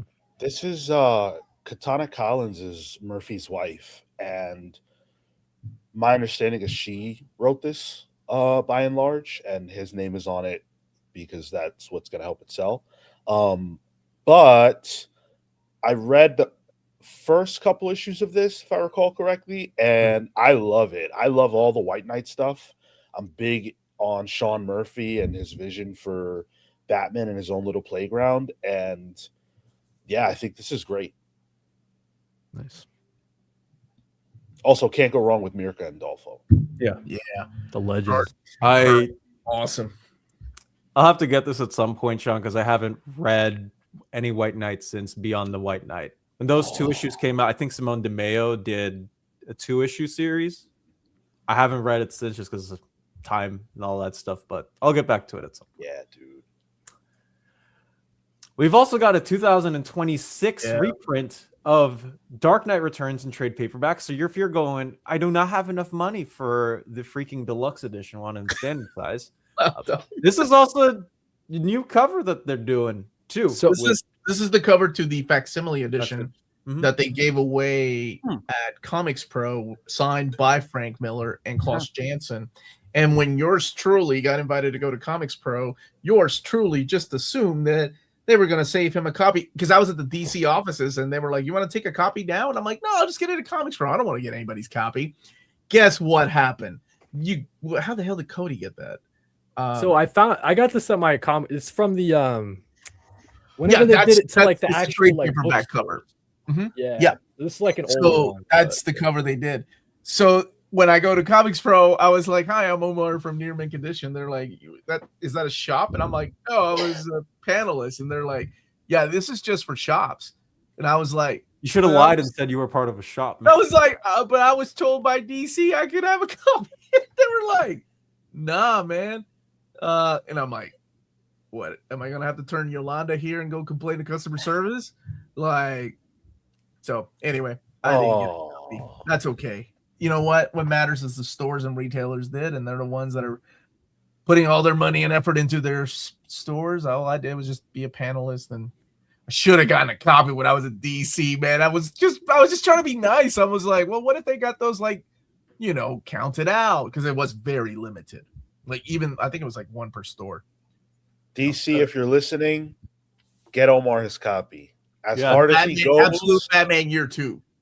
Give me that. That'll make up for it. As hard as Omar goes, we need to get him his copy. Hook up Omar. Hook Gotta up hook him Cody up. with Omar. I mean, Omar, we can tell you feel wounded and betrayed. It's okay. I'm okay. I'll live. It wasn't like a limited edition. Oh man! But if that was like a cover, like It is a pretty cool cover though for a big. yeah. If it was a limited edition omnibus, I would have been like, you know who you're talking to? Do you know who the Uncanny Omar is? Go get your manager. Be realistic. This one is from Omar. 86, by the way. Printed in 86. So there you go. Yeah, Shit's that older was than the me. very first trade. That's where they dug it out of, man. Yeah. No, man, we already got a deluxe Batman Year 2. We need an absolute Batman Year 2. With a new introduction by Mark Wade And Mark Omar, W. Walker. Uncanny Omar. Yeah, Omar, you should know by now. If someone offers you a free comic, you say yes. I know, Lars. Lord. We've had this conversation. I know we have had this conversation. The last time that happened, I went into a van with no windows, and I was gone for 2 weeks. Let's move on to the next one. Oh God. Life and Harley- Crime, issues 1 through 6, 17.99, 152 pages, 18th of September or August. I can't say anything anymore. I'm going to be getting this because I like Erica Henderson and the Unbeatable Squirrel Girl. This one finish up, or is this one still coming out? I believe it finished. It should have finished up. It should be finishing up next month. Okay. I want to say so. Let me see. What this is next month. Okay, this is just a regular trade paperback. Yep. Is there an ongoing Harley series at the moment? There it is. Yeah, with the Daily Show former writer. Elliot Okay. Escalon. Okay, gotcha. It's a different series. It seems like the show's not being made anymore, although they haven't formally canceled it. But I'm not sure new episodes are being made, which is a Good pity point. because the show's great and Kite Man's great too. Hell Yeah, yeah. people really love Kite Man. I guess that was kind of pre DCU a little bit, Lars, maybe. So maybe that's kind of why. I don't know. What, the Harley Quinn show? Yeah, maybe it had some crossover, but maybe it kind of fell Well, victim to it's the whole. I mean, it's not really DCU. I mean, it's kind of in its own silo. No, for sure. But like with the whole shakeup, maybe with James Gunn come, I don't know. Maybe that has Oh, something to do with why. yeah, it definitely predates. Oh, James wait a Gunn. minute now. That's so much nudity. Really? I didn't know that. Okay, well now it piqued my No, interest. Okay, Omar. We don't need that. No. Oh, he got Heck kicked no. off his own stream. Dom, you don't want to go down that road. No, I'm not. Open up that door. No, but they should have put that in the marketing. It would sell better. So yeah. Well, I'm surprised they don't have age ratings on Yeah. the solicitations too. I don't know. Typical I've Navi. not read this. I don't know how lascivious it is. But Erica Henderson is always good. Always good. Unless she's drawing Squirrel Girl, but that's okay. What? To each their own. I'm not a fan of Squirrel Girl. We've been over this. Same. I know. Same. I know we have. I keep blanking my mind on it because it's just too baffling to I contemplate. know you love it, dude. I know you love I it. but do. I do love that Squirrel Girl. Yeah, I'm glad you do. Okay, let's move on to the next book that may have no nudity. Mm. Yeah. Hometown Horror. Sophie Campbell's the one that's writing this story. Yep. Right. Joe Oh. known as Belen Ortega and also herself with many others. 17.99, 144 pages, collecting issues 7 through 10 of the ongoing and the Summer of Supergirl special. That's what I kind of figured Gail Simone and Mark Waid are working on. Glad that Sophie's still drawing. Been a Yeah. huge fan of Sophie Campbell's artwork since Glory. Mm. Love that art, man. I'm really glad they included the Summer of Supergirl special here. I'm sort of surprised, just because it didn't release as a part of this run, and it is a separate entity. But I Right. think that collecting it here makes it perfect for the post Supergirl film world, where I think people are really going to be looking for more Supergirl stories. Well said, dude. Because that summer that hasn't come out yet, right? The Summer No. Supergirls. Yeah, gotcha. Yep. Kind of preemptively getting ready for it in a way. Yeah, that's cool. Indeed. Next up on the list is Volume 6, With This Ring, of Green Lantern by Jeremy Adams. You got V. Ken Marion, Carmine DG, and Domenico. A couple of fill-ins for this specific arc, 17.99, 176 pages, collecting issues 28 through 33 of Green Lantern. And Sean, please tell people that there is a new person at the head of Green Lantern now as a character. So, yes. So, with Gnort? no, not Gnort, thankfully. Kyle Rayner actually has Oh, stepped into Yeah, center that's stage what's up. in this book. But I gotta say, Green Lantern, Jeremy Adams, has been consistently in my top 5 DC published books since it started. There I you go. love this run. It doesn't miss a beat. It's very propulsive and driven, but there's so much heart in it too. It reminds me a lot of the Jeff Johns run. Mhm. I'm not comparing quality necessarily, although I love this and I stand by it, but the feeling of like, you need to know, like if you're a fan of Green Lantern, you need to be reading this. People feel that way about it. I kind of fell off of the Green Lantern side of things because I was doing Green Lantern War Journal at the same time. Like those were solidly on my pull list. There was like a moment where they were doing like some crossover types of stuff, and then I think they did the Green Lantern Corp series or whatever. That's kind of where I fell off of it. But man, I kind of regret dropping off at least the main title. I probably should have kept the main title going. Yeah. I love Jeremy Adams. It's go, go, go, go. His pacing is so great. Everything he does is awesome. I know that it's very similar to Jeff Johns, and he does take that as a compliment, by the way, because it is funny that he's worked on just about every Jeff Johns property that Jeff Johns did at DC, whether it was Green Lantern or Flash or JSA. Aquaman. So Well, Jeremy was brought on very, very early on with Johns on the Flashpoint Beyond limited series. That's how they started working together. So that Flashpoint Beyond was kind of the saving grace to the Heroes in Crisis. I loved it. Yeah. Yeah, that was really good. I like that book. I need an omnibus of this Flash run. Might grab this one too if it gets collected. Love a Jeremy Adams. I mean, there is enough material, but they probably need to finish out Joshua Williamson's run. Oh, Flashpoint Beyond! I totally forget. That was sick. That was awesome stuff. That was like my first Jeremy Adams. Like, kind of opened up my eyes to this guy. So yeah, I think that's where he started. Yeah, first working with Zermanica, who eventually became the main. He also comes from television, just like Jeff Johns. So right? He's the writer of a lot of their video stuff, the animated film stuff. Mm-hmm. When I interviewed him, he talked to me about the upcoming Nightfall animated film that they're making, and he's really pumped about that. That's such a cool lane to be in. Like, he's the go-to. Like, they just have so much trust in Jeremy Adams. He's killing it. So DC better hold on to this guy for as long as you can, man. Because I think he might even have a contract with DC. Yeah, because remember he did because he had to come off of Flash Gordon because he went exclusive to DC. Yep.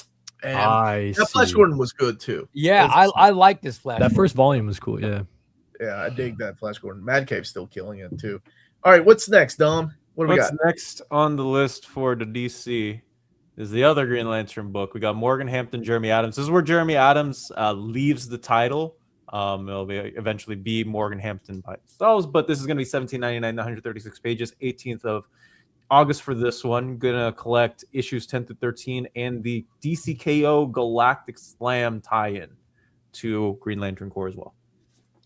Now, I love this series. I think that Morgan Hampton is doing a great job putting the spotlight on the non-Hal Jordan members of the Green Lantern, and I think everybody should buy it. But I cannot let this go without saying that DCKO Green Lantern Galactic Slam is one of my least favorite comics of all time.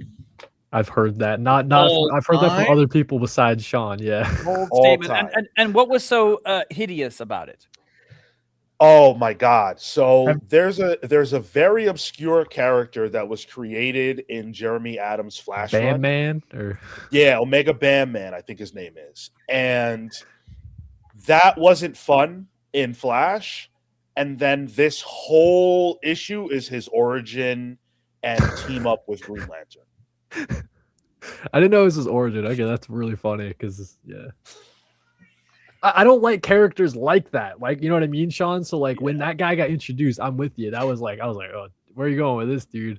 Yeah. I like the way that they did this.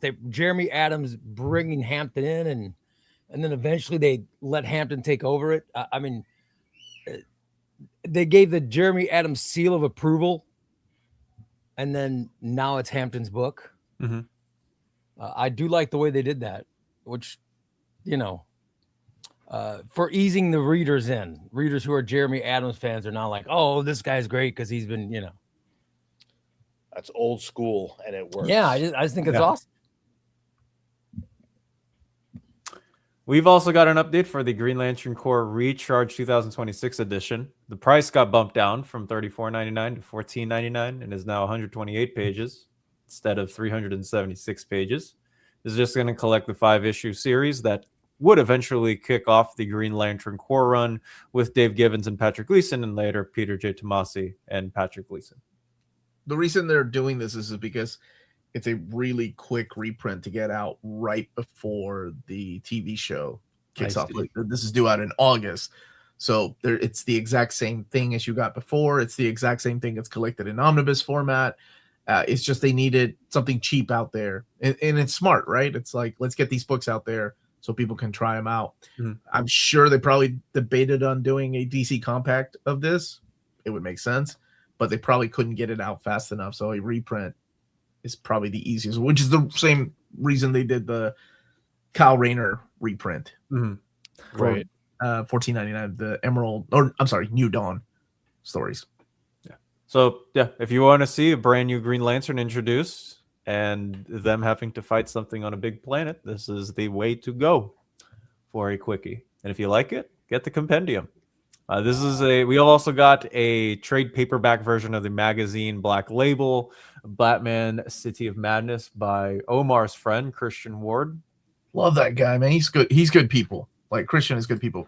He's got, he pitched me his Doctor Strange story he's been wanting to do for like 10 years. Man, and he wants to do the art for that too, Omar? Dude, it sounds killer. And I'm like, that would make a great graphic novel. See, DC knows that this is a standalone like graphic novel. This is something that Marvel needs to do now. Man, who knows, man? Maybe with this new era, they might start taking some chances on things like this. But yeah, there was a hardcover of this. In case you missed it, now it's coming out in softcover. I got you. Okay, but this stuff is sick. When I was picking this up as it comes out, I'm a huge DC Black Label fan for all the reasons you just listed, Omar. It's just it doesn't care about continuity. It's just let's tell excellent stories, get some great creatives on. Christian Ward doing the art. Oh my god, the art in this is spectacular. It's like an alternate, like an underground kind of a Cthulhu sort of vibes of this dark version of Gotham and a dark version of Batman too, or whatever, right? So it's pretty sick, man. This is cool stuff. Cody, does this appeal to your blackened heart, which is about the size of a walnut? My blackened heart loves DC Black Label. Yeah. That's what I thought. Pretty walnut. Also got Batman Killing Time. So if you want in softcover, now's the time. 1999, 208 pages, 15th of September. I really enjoyed this one. I thought it was very clever, although uber violent. My God, there's a point that was a bit much even for me. Now, correct me if I'm wrong, but this was initially pitched as out of continuity, or is it supposed to be? I don't know about that exactly. I mean, certainly you can read this independent of the Tom King. Run.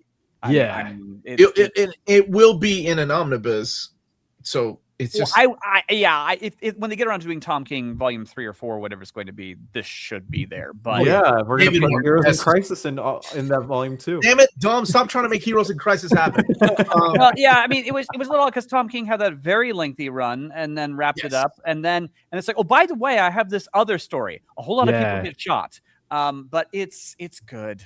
It's really good. I remember when it was maybe Lars. I need to go back to it, and it probably serves better as a collected edition instead of month to month. I felt month to month. I was like, it was like one of my first Tom King reads. Yeah, and I was really struggling with his like the way he tells the story or like the narration style and kind of the pacing of it. So it probably reads a lot better as a trade. I read it. I think I wound up reading it all in one go. However, that's probably the way to do it. Probably. I mean, it's one of those things where like it's one of those. There's many stories where the last half explains the first half, and you sort of start going, what on earth is going on here? Well, it's going to be explained, right?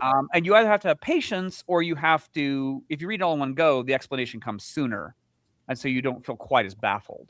But no, I thought this was quite smart. Yeah, new villain, if I remember correctly, is pretty cool. Wait, did I say Tom King can do no wrong? Wow, way to take things out of context. I may have used all those words throughout 5 different videos.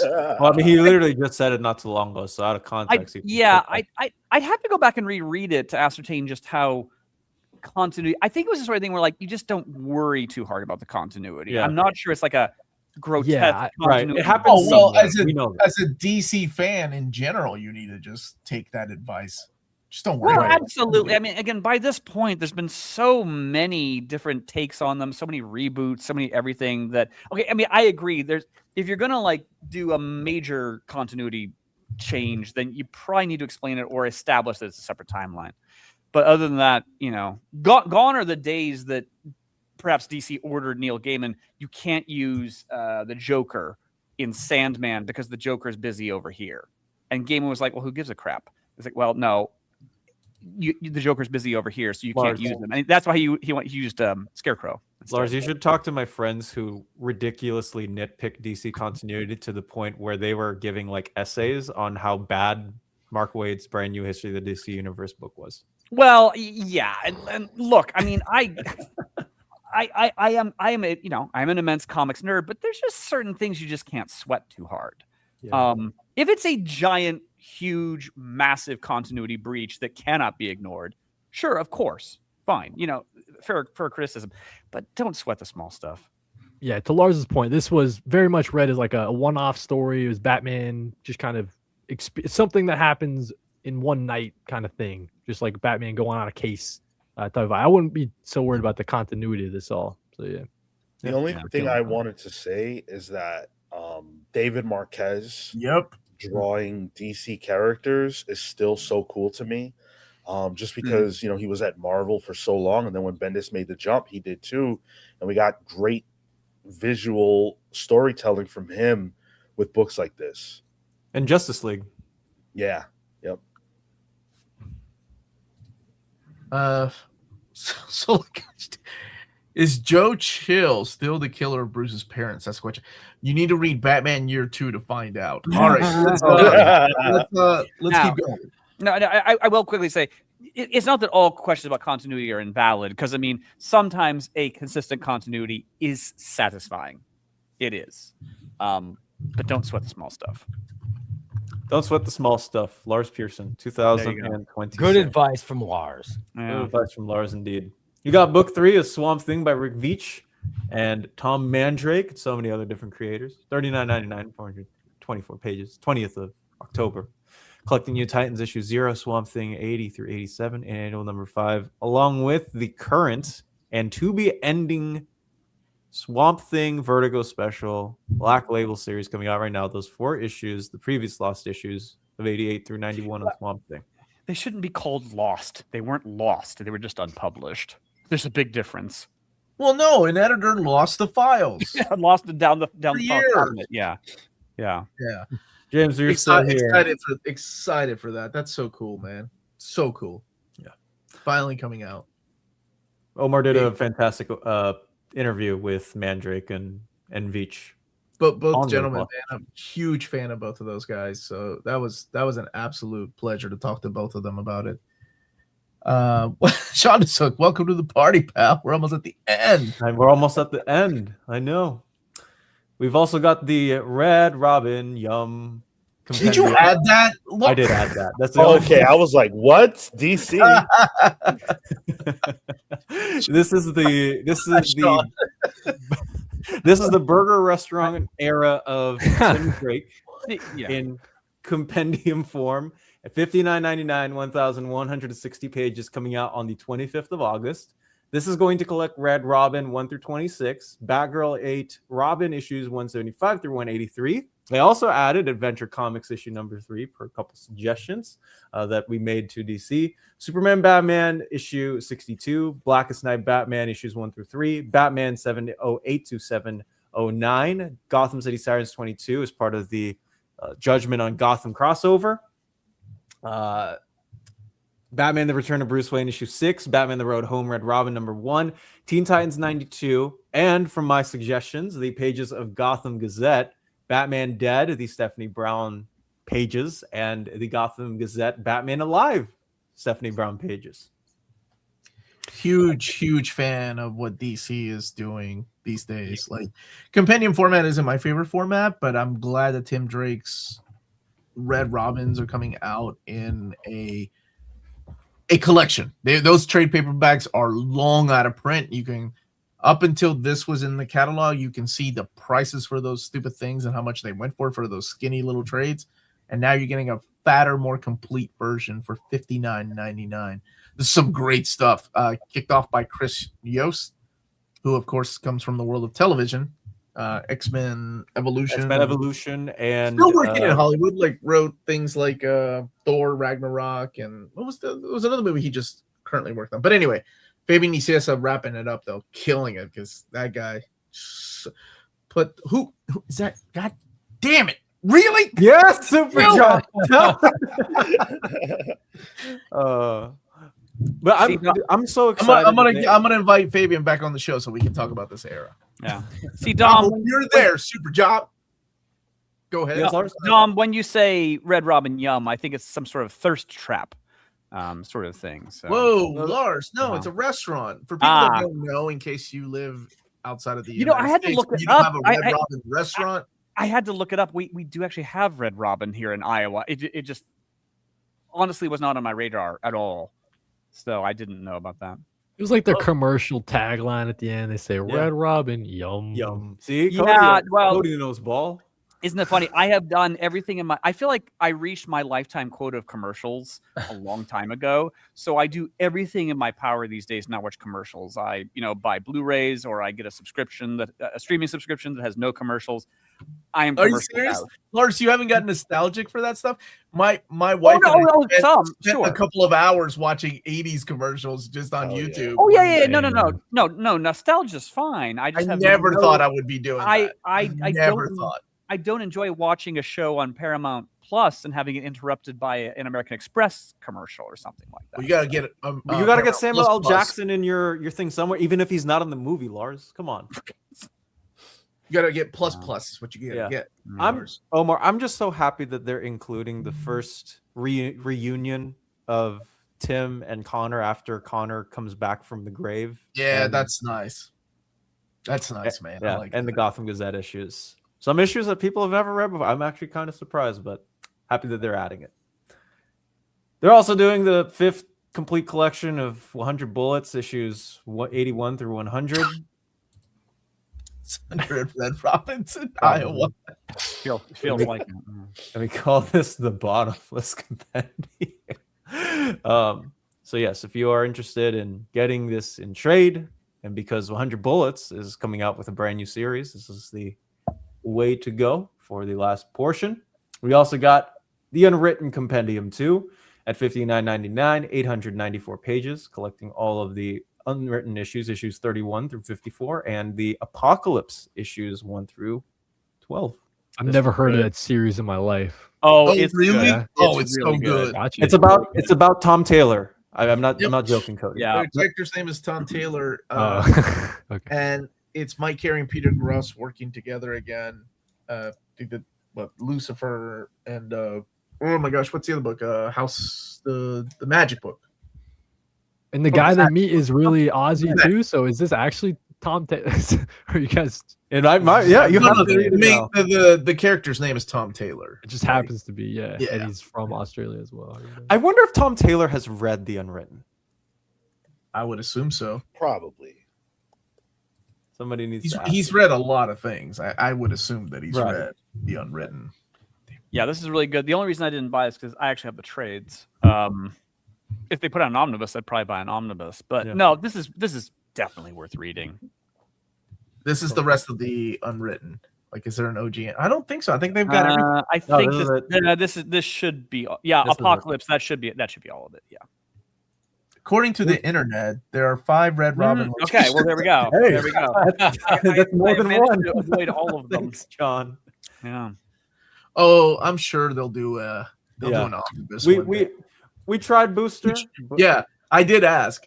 We did. Yeah, we tried. They just said no, not now, because I think those files have to be upscaled. And is this another case where the files don't support an omnibus? Yeah. Okay. For the early Red Robin stuff, yeah. Compendiums. What about Unwritten? Oh, probably.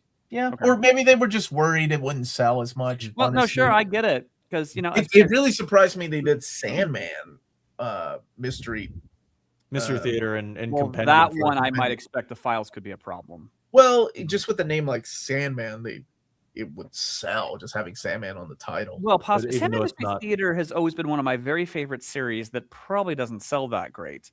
It was so good, man. It was so good. It was so that comic good. Is so good. Yeah. I agree. Now we got to the DC finest portions of this live stream. First one is the Demon Lives Again. If you are poor like me and do not have money, Ray loves it. Ray loves it. You just like great paperbacks. No, I love. My God, that was so guttural. Yeah. So if you do not have enough money to spend on the upcoming Batman Bronze Age Omnibus Volume 1. This is the way to go. This is going to collect issues 231 through 245 and 410, 429 of Batman and Detective, respectively, coming out on the 8th of September of this year. I think what Dom is saying is, if you're poor, this is the book for you. That's I mean, what he said. DC what I Finest literally for said, the bro. poors. This is gonna be great. I love the Bronze Age Batman stuff. And by the way, they have been collecting so much of this stuff. I mean, Yeah. DC Finest is taking care of this era from when I was a kid. I love it. Is this I don't know, like this, like a second in a series of the finest? You know what I mean? Like if I'm trying to go for like this era, is this the? This is the literal first Okay. Bronze Age Batman. Yeah. Gotcha. DC So it'd be the Finest. So first there's, one this and is then more this to is follow. your- Okay. They're collecting all the late 80s stuff. Now they're going back and collecting like the beginning of it. Gotcha. That makes Yeah. sense. And next week, it's a big one. We got the Death in the Family Batman DC Finest. All right. I got you. Okay. I cannot wait for that to come out. I'm pretty sure it was Marie Antoinette who said, "Let them buy The Demon Lives Again." Oh man, you just imagine the painting of that, or like her like throwing up book instead of cake. Gosh dang it, Lars. Can I ask, Yes. where does Son of the Demon fit into this? That comes a lot later. That's yeah. Okay. Yeah, Son of the Demon is in the 80s. Like that, the first of the Demon trilogy is collected in the Killing Joke and Other Stories. Oh. Yeah. There were original graphic novels that were kind of standalone-ish, even though it ended with a huge moment, and we really thought that was going to be used in the pages of Grant Morrison's Batman. Yeah, what moment that Son- wasn't picked up until Son of the Demon was like 87, I think it was. This is the flip point into the 70s. Yeah.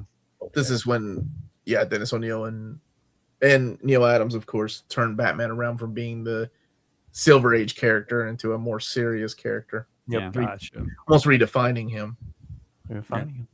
Oh, We've yeah. also got Crisis on Infinite Earths Part 2. This is $39.99 as well, 568 pages. This is going to collect Crisis issue number 5, but along with this, because that's the only Crisis issue collected in here, DC Comics presents 86 to 95 Legends of the DC Universe Crisis on Infinite Earths 1991 one-shot, All-Star Squadron issues 52 through 56, New Teen Titans 13 through 14, Infinity Inc. 20 through 22, and Annual number 1, Wonder Woman issues 328 through 329, Superman issue 413, and Swamp Thing 42 through 44. I mean, you talk about nostalgia. There's bits in this run that have never been reprinted anywhere else. I mean, there's a Blue Devil issue. Infinity Incorporated has barely been reprinted or collected, I should say. Yeah. No, I think they had one collection of Infinity Incorporated. They had one grotesquely overpriced Infinity Inc. hardcover. How does this read, Dom? You're reading it for the first time like this. Oh yeah. Oh yeah, no, it's like How do you like it? it's great because so there are some stories where you're like, okay, like there's something else that's happening. Like there's a literal Swamp Thing issue in the first DC Finest where John Constantine and Alec Holland are talking, and they're like, hey man, there's something big going on. There's like a red sky above us. It's just literally that one page. Yeah.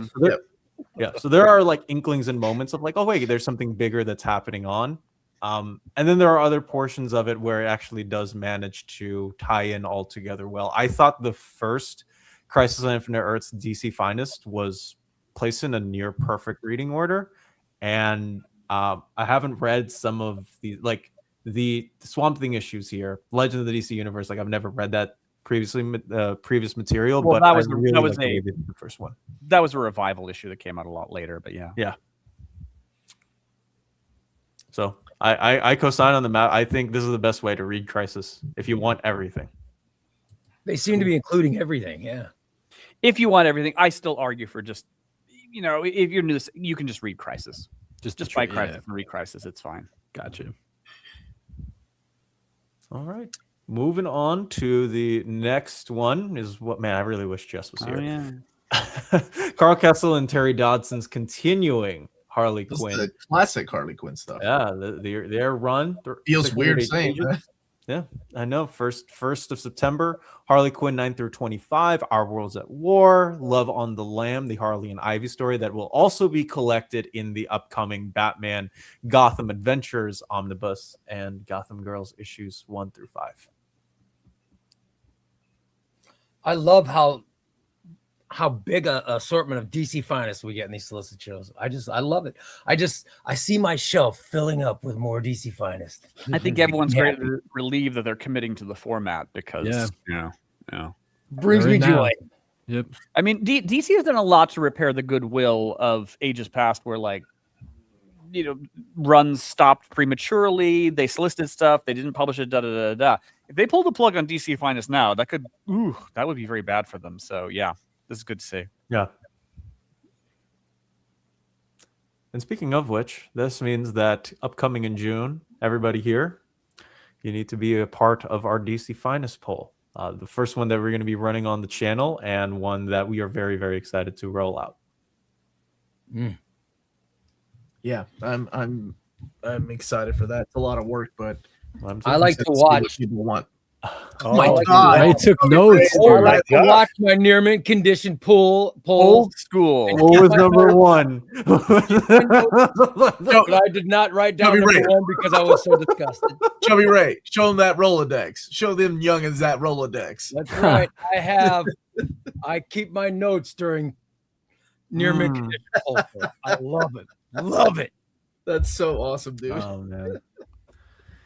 We've also got a couple of DC compacts, the first of which is a Batman and Son DC Compact Edition. So if you are, say, reading Batman, DC Finest, The Killing Joke, and other stories, like, man, I wonder where that Son of the Demon freaking trilogy went. Oh, this is where you go. Grant Morrison picked up that plot thread and reimagined it in with their vision for Batman, 200 pages. This is going to collect issues 655 through 658 and 663 to 666 of Batman. This is great stuff, man. My favorite Grant Morrison Batman is Batman and Son. I love it. perfect for compact. Yeah. One of my favorite stories ever told. You must read like this. If you said, where should a person start with modern Batman? I give them this. I love that, Sean. I love that. Yeah. Hook him up with this, yeah. Yeah, DC's commitment to the Grant Morrison run has been kind of interesting. It just proves the naysayers wrong. Because I mean, when it came out, there were some Batman fans that did not like it. It was just too much for them, going in a direction they didn't like. And yet, as you say, it's in absolutes, it's in omnibuses. No. Here it is in compact. And now it's in compact, and they're also going to be over and putting over in the Clown at Midnight Yeah. computer generated imagery art in this as Dude, well. that What? story is one of Yeah. the best Joker stories ever. Yo, I can't believe they're putting that in here, man. Yeah. Like, I know it's a book, and people are like hated it. I remember when it was coming out, people were pissed that they wasted their money on a book. But legit, it is one of the best Joker stories ever I written. co-sign. Yeah, Morrison had a lot of courage and had And a lot they- more they- had a lot more At courage. that, than people- at that moment, it was Morrison, and what's DC gonna do? Well, right. You can't do that, like, right? Yeah. It's Morrison.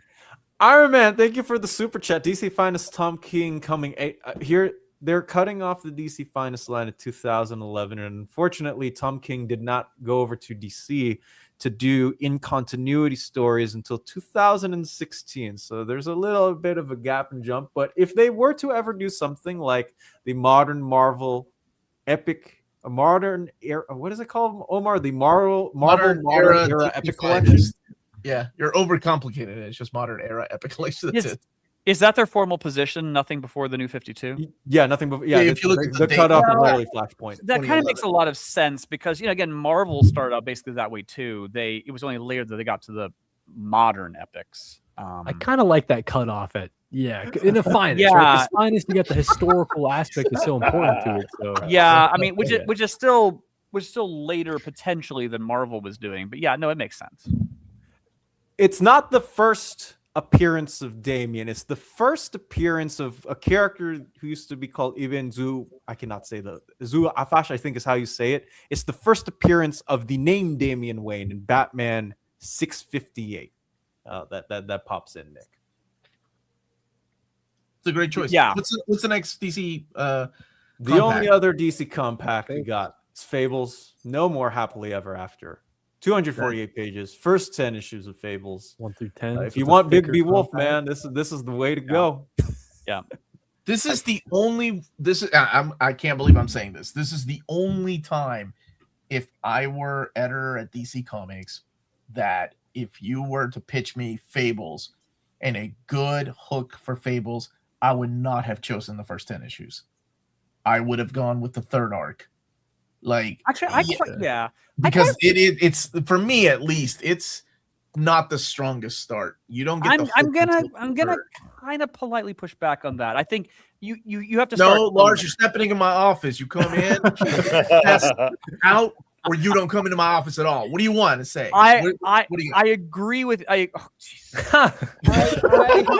that attitude, I'm going to kick you the hell out of my office.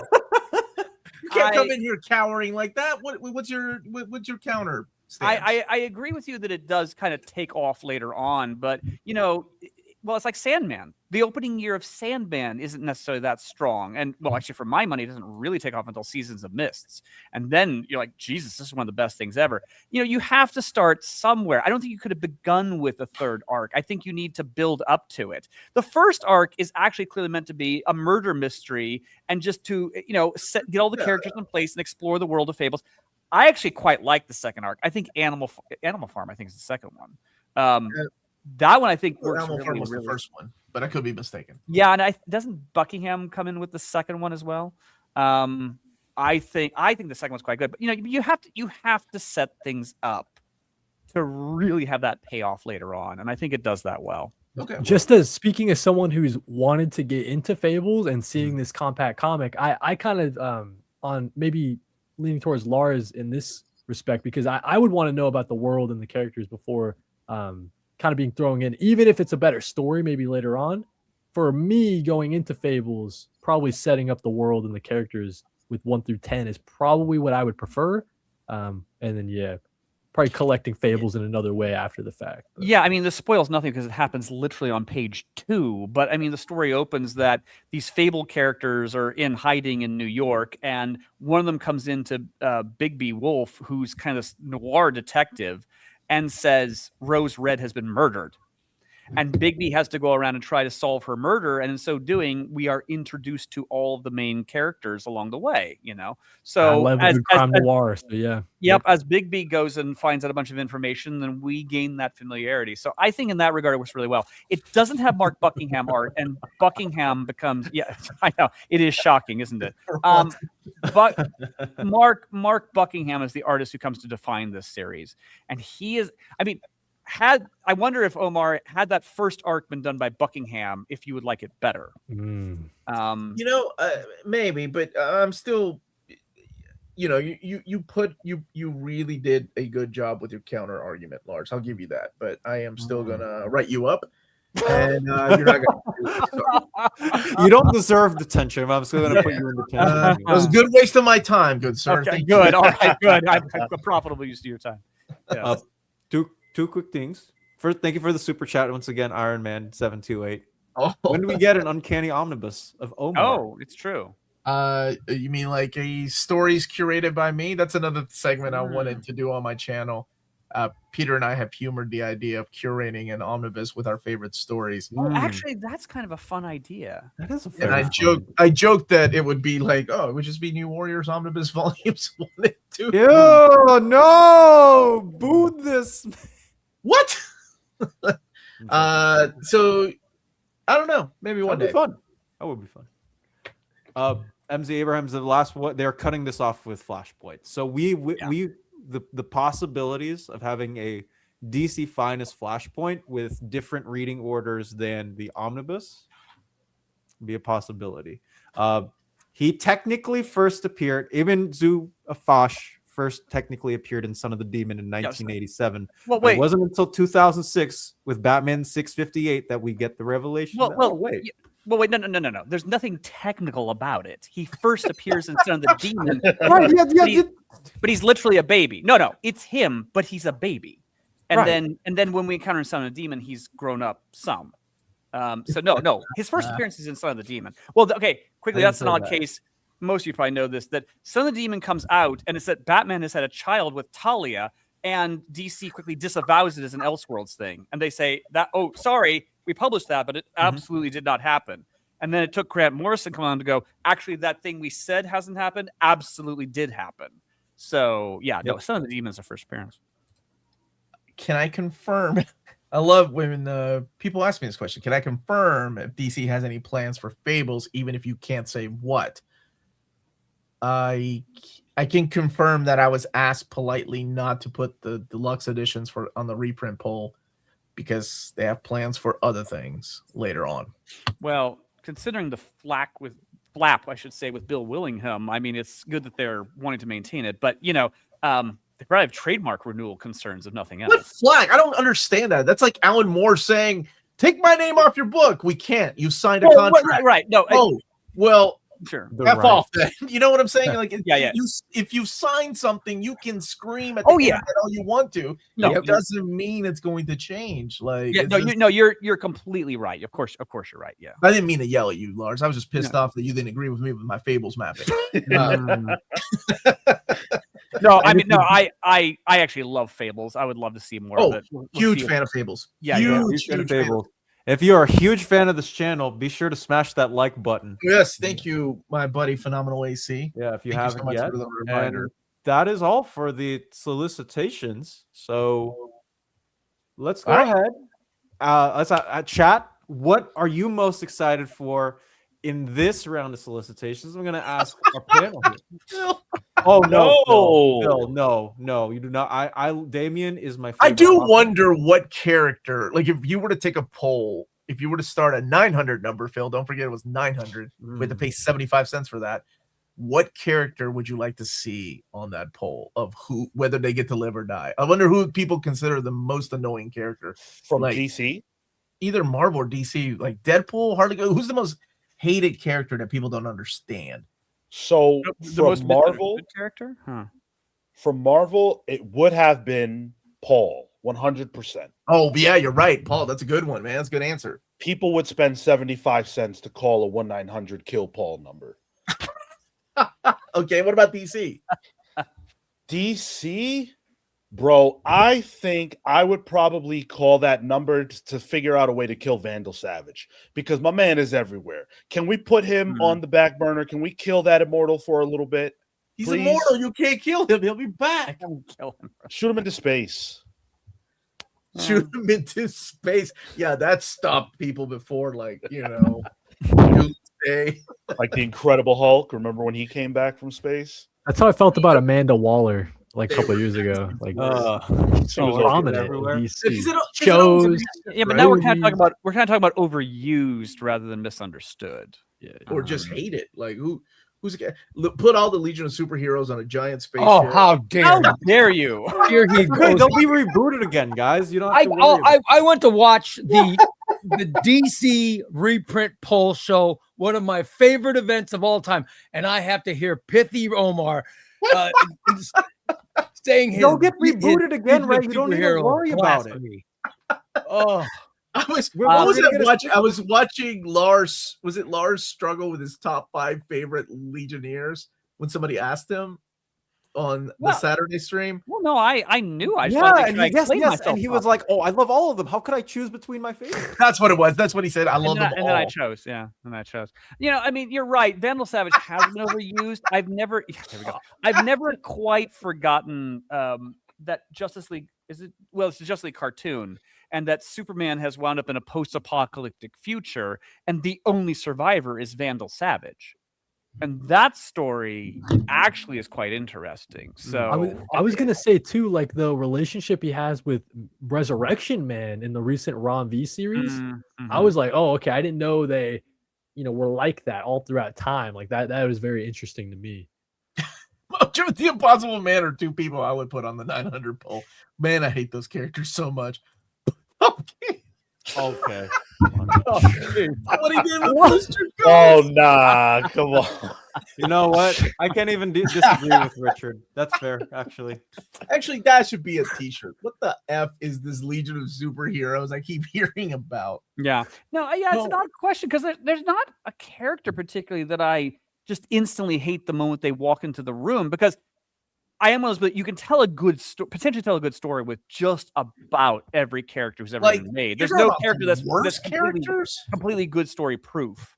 Like, I mean, at one time people hated like Deadpool and Harley Quinn because they were just being overused, right? But it is. Oh, sure. Yeah. No, they can totally be oversaturated. Wolverine was oversaturated for You a can kill while. Lobo. I wouldn't mind That's if who you would kill be on my Lobo. 0900. Lobo got oversaturated. Yeah. Yeah. Dude, What about I'm Venom got oversaturated for a long time, including like, Definitely. symbiotes. I'm Yeah. calling the 900 number to kill Omega Bam Man. That's what But I'm see, doing. That's a good pick. I'm afraid to say things like America Chavez because then people call me sexist or racist. You're being racist. Yeah. When really it's kind of a little of both.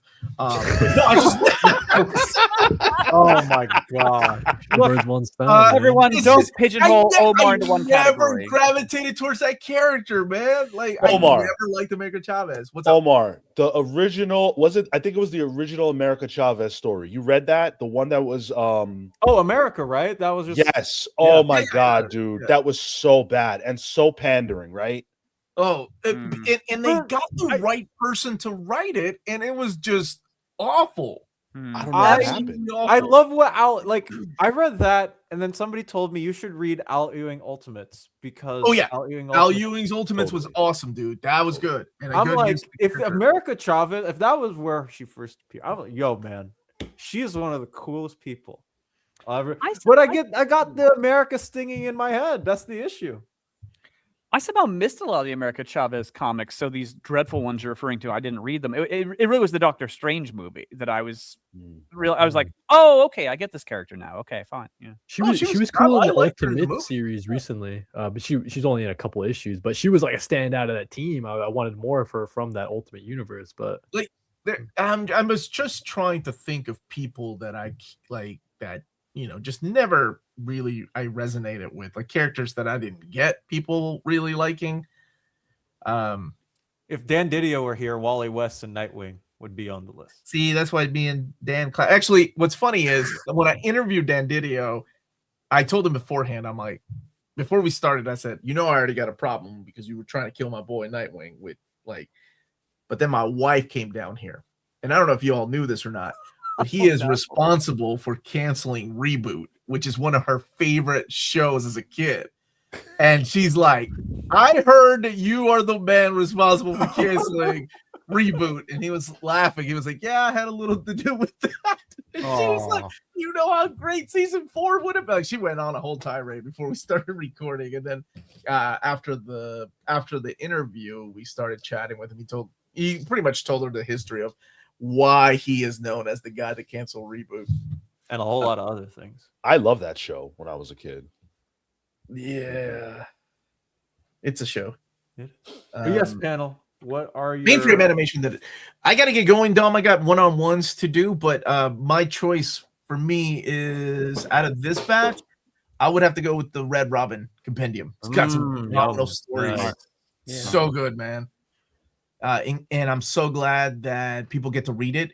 It's got great artwork, Freddie Williams the second. It's got Marcos Toe on art. Marcus Toe, the definitive Tim Drake artist for me. We got some extra stories added in there that haven't been collected. Even if you own those out of print trade paperbacks of Red Robin, Yep. it is amazing.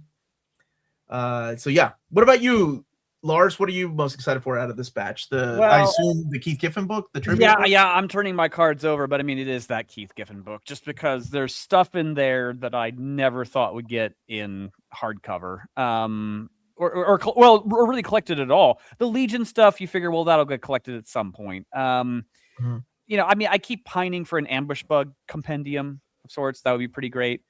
And then suddenly here this is. I think it's just great that they're doing it. Yeah. I don't know if they'll honor it like Amazon unless there's a great Amazon glitch. I called Omar when I was like, hey man, I called him yesterday. I was like, hey man, we this is a fake, right? I don't think DC is selling an absolute edition for $9.99. Yeah, I It think seems the- unlikely. They probably got the wrong ISBN on that one. Yeah. What about you, Chubby Ray? What are you most excited for? Soft cover, Red Robin Compendium, hardcover, Absolute Power. I love that Dan Mora art. Dang, there you go. Love that in Absolute Power. Absolute Power is pretty sick. Like the main series is really cool. I can't speak to maybe all the times that I didn't get a chance to read, but Absolute Power is cool. Is that the Green one you're Arrow most stuff's excited awesome. for, Cody? I would say for me, it's probably got to be that Ron V Batman Omnibus. I mean, that's just so sick. What's right below this too? Because I made note.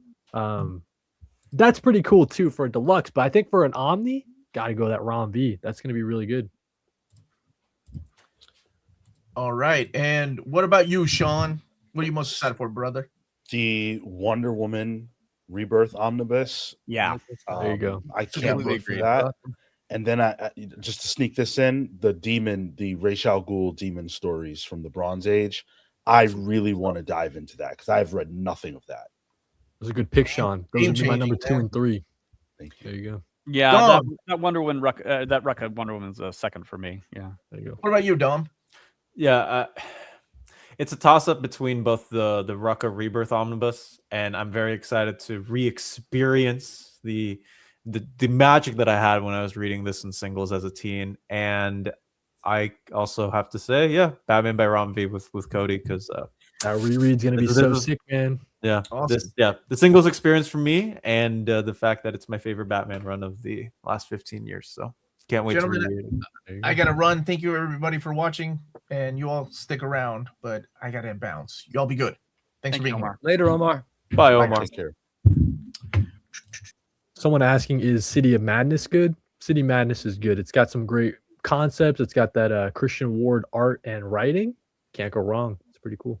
Yeah, It's I amazing agree. how much money I have given to DC Comics this year and how much I'm planning on giving to them in the future. There you They've go. had a great year. Yeah. They Yep. really have had a great year. My buying schedule, except for some X-Men books in September, is basically all DC as well. right.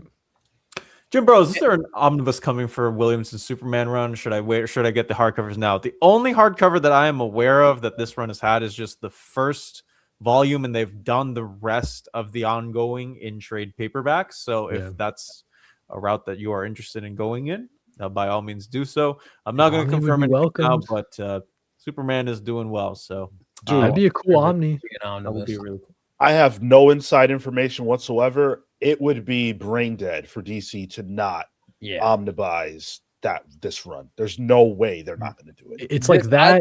Joshua I- Williams Like, Superman's there's a awesome. couple that it's just the current ongoings are just so good that Yeah. Indeed. So Joshua Williamson on fire right now. He's he is great. indeed on fire. Yeah, Batman Gargoyle of Gotham. That's not coming out this year, bro. Don't worry about that one. That's not coming out. He needs to finish it. He needs to finish issue 4 yet first, dude. So Yeah. don't even worry about that one, guys. Poison Ivy Deluxe. Where did I get that Sean shirt? I got the Sean shirt at dcseancomics.com shop. Had to. Oh, Sean. DC Finest Steven Lives. Red Robin Yum. By Omar. Supergirl Volume 2 by Sophie Campbell and Wonder Woman Rebirth. We've got Wonder Woman Rebirth detected by Rom V Omnis. Yes, so this is going to be collected in the Supergirl Volume 2 by Sophie Campbell. Hometown Horrors are going to collect issues 7 through 10 and the Supergirl special here. Wonder Woman Rebirth Omnibus, Swamp Thing. Oh, by Veach, right. Yes, indeed.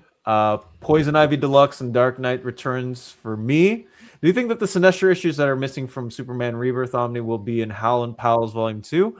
I am actually not sure if they're going to add the Keith Champagne issues, but we can always ask DC to add stuff into their upcoming books. It would just need to be the editor and Rob Venditti that would need to agree to do so.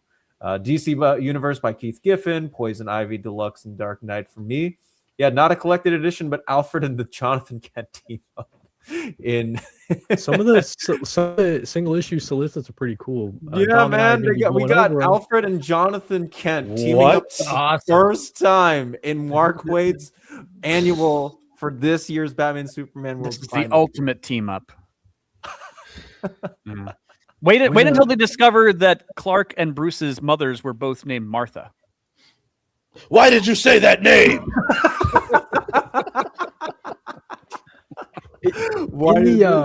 In the Superman Spider-Man crossover, there was a John Kent and what the hell's Bruce's dad's name? I forget. Thomas. Yeah. Thomas, Wait, no. It was John Kent and Uncle Ben. Yeah, John Kent and Uncle Ben. Yes. That's what the crossover was. Yeah. I did not like okay. that one. Okay. You didn't like that one. That one made me cry, bro. Oh, okay. Well, shit. That shit I will hit me say no hard. more. Jeff Lemire can make me cry so easily, dude. Jeff Lemire could sneeze and I'd start bursting in tears.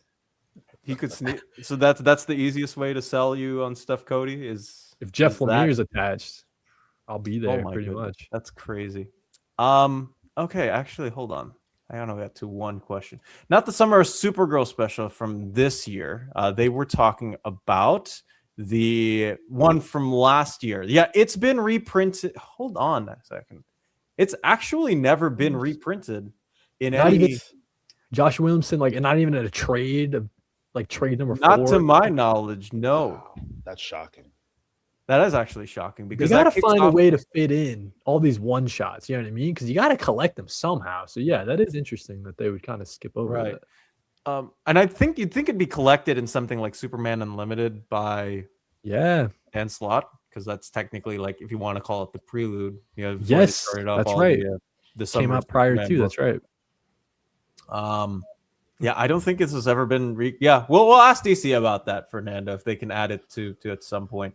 And yeah, we got Dark Knights of Steel coming up too. That's back. It's back on the docket. Plus a one shot too, focusing on Aquaman. Yeah, got a new version of another character. But I think with that, we have reached the 2-hour mark, and that will indeed be all for the DC Solicitation Show. I want to thank my wonderful panel, including Legionnaire member Chubby Ray, Bouncing boy. for joining us on this show. I always love talking about comics. I'm really that glad. Is that your we've Legion gotten- crush that you're referring to? Yes. Okay. Yes. No. Okay, Yes. okay. Hold on.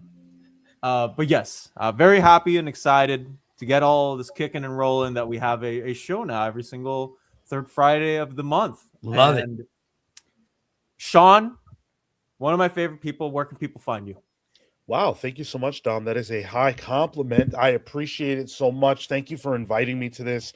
You guys can find me live on the Comics Pals YouTube channel every Thursday night at 8 p.m. Eastern. We reviewed all the biggest books that dropped this past week, and Absolute Batman number 19, fire. Tomorrow, Sick, dude. yeah, I'll be live again, 10:15 a.m. Eastern, to talk about what's been going on at Marvel, all the firings this week, and what that means. Okay. Good stuff indeed from the Comics Pals and all the conversations they got there. Cody, where can people find you? Cody Collects everywhere. Thanks for having me on again. As always, Dom, love talking DC Comics. If you guys want to hear me and Dom talking about the single issue portion of this solicits, all the new announcements over there, we got a video coming out on Dom's channel this weekend, Solicitation Station. So everybody get on board. The train's leaving the station or something. I don't know. But it's a lot of fun. A lot of cool announcements there. I also today, I finally posted Action Figure Friday return. So I unboxed these. That video is up. So if you're looking forward to, you want to see a 27-year-old male in his comic book room playing with action figures, that video is up. So yeah, look forward to that. I see the Zatanna has the world's biggest Cheeto there in her hand. Yeah. Yeah, that magic effect, you know. This one came with Detective Chimp though, so All right. Oh, there you Little go. JLD action. I like Detective that. Chimp, bigger than the world's biggest Cheeto. Okay. Indeed. Oh my gosh, where the heck did I do this? Okay, there we go. All right, Chubby Ray, where can people find you?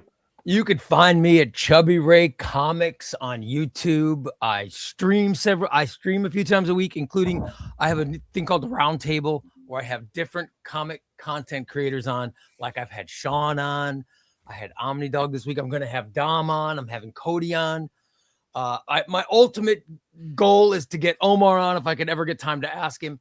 And of course, I would love to have Lars on to talk about the Legion of Superheroes. Or I would love, I did in the reprint poll, I did catch where you guys talked about having a Legion discussion with Taylor and Lars, and oh my God. Yeah. That would be awesome. I love the Legion. I love talking Legion. So. I regret that I left my Legion ring at home. I'm sorry about that. I'm being a bad fan today. He is being a bad fan today. My wife just got this for me. I love it. It's sick. So I wear it every day. Yeah, Lars. Do we tell him he's wearing it on the wrong finger? We're matching. We're matching. It won't fit. It won't fit. It fits only on that finger. It doesn't. There you go. Right. Okay. Yeah. It only goes that far on the other finger. So. Okay. There we go. We do need more Legion talk, perhaps in a future where we can see more Legion. And Lars, the Yes. not so fantastical member of the Legion, but is in spirit and heart. I'm joking. Yes. Lars Pearson, madnorwegian.com. We do a number of Doctor Who guidebooks. If you're into Doctor Who, we have our About Time series, which is a ridiculously detailed assessment of the social and political conditions in which every Doctor Who story was made. And with Lance Parkin, I co-write a history, which is the definitive Doctor Who timeline. Please also check out our Wanting to Believe, a book on the X-Files by acclaimed theater writer Rob Shearman. Wow. Oh. Well, so he's got big people on. My I'm goodness. rewatching X-Files for the first time, or like watching X-Files for the first time. It's sick, Yeah. dude. I'm loving it. Love it. I'm on It episode really- of like season 1. It's so good. It is hard to overstate just how crazy popular that show was. Yeah. Just Gotcha. just nuts. Yeah. Good stuff. And of course, you can find me on this channel at Near Mint Condition, where we are the home of collected editions and all collected editions talk and scoops and insights and all of that others, if you will. You can, of course, yes, please like and share the video, and you can find Omar wherever on this channel, because is that all you wanted to read? Okay, that's it for us, guys. Thank you so much for watching. You can check again all the solicitations out at comicreleases.com, where all of this information with all the updated contents are indeed stored. You can check me out at Dom of X as well. So thank you guys so much for watching. Please stay safe and have a wonderful day wherever you guys are.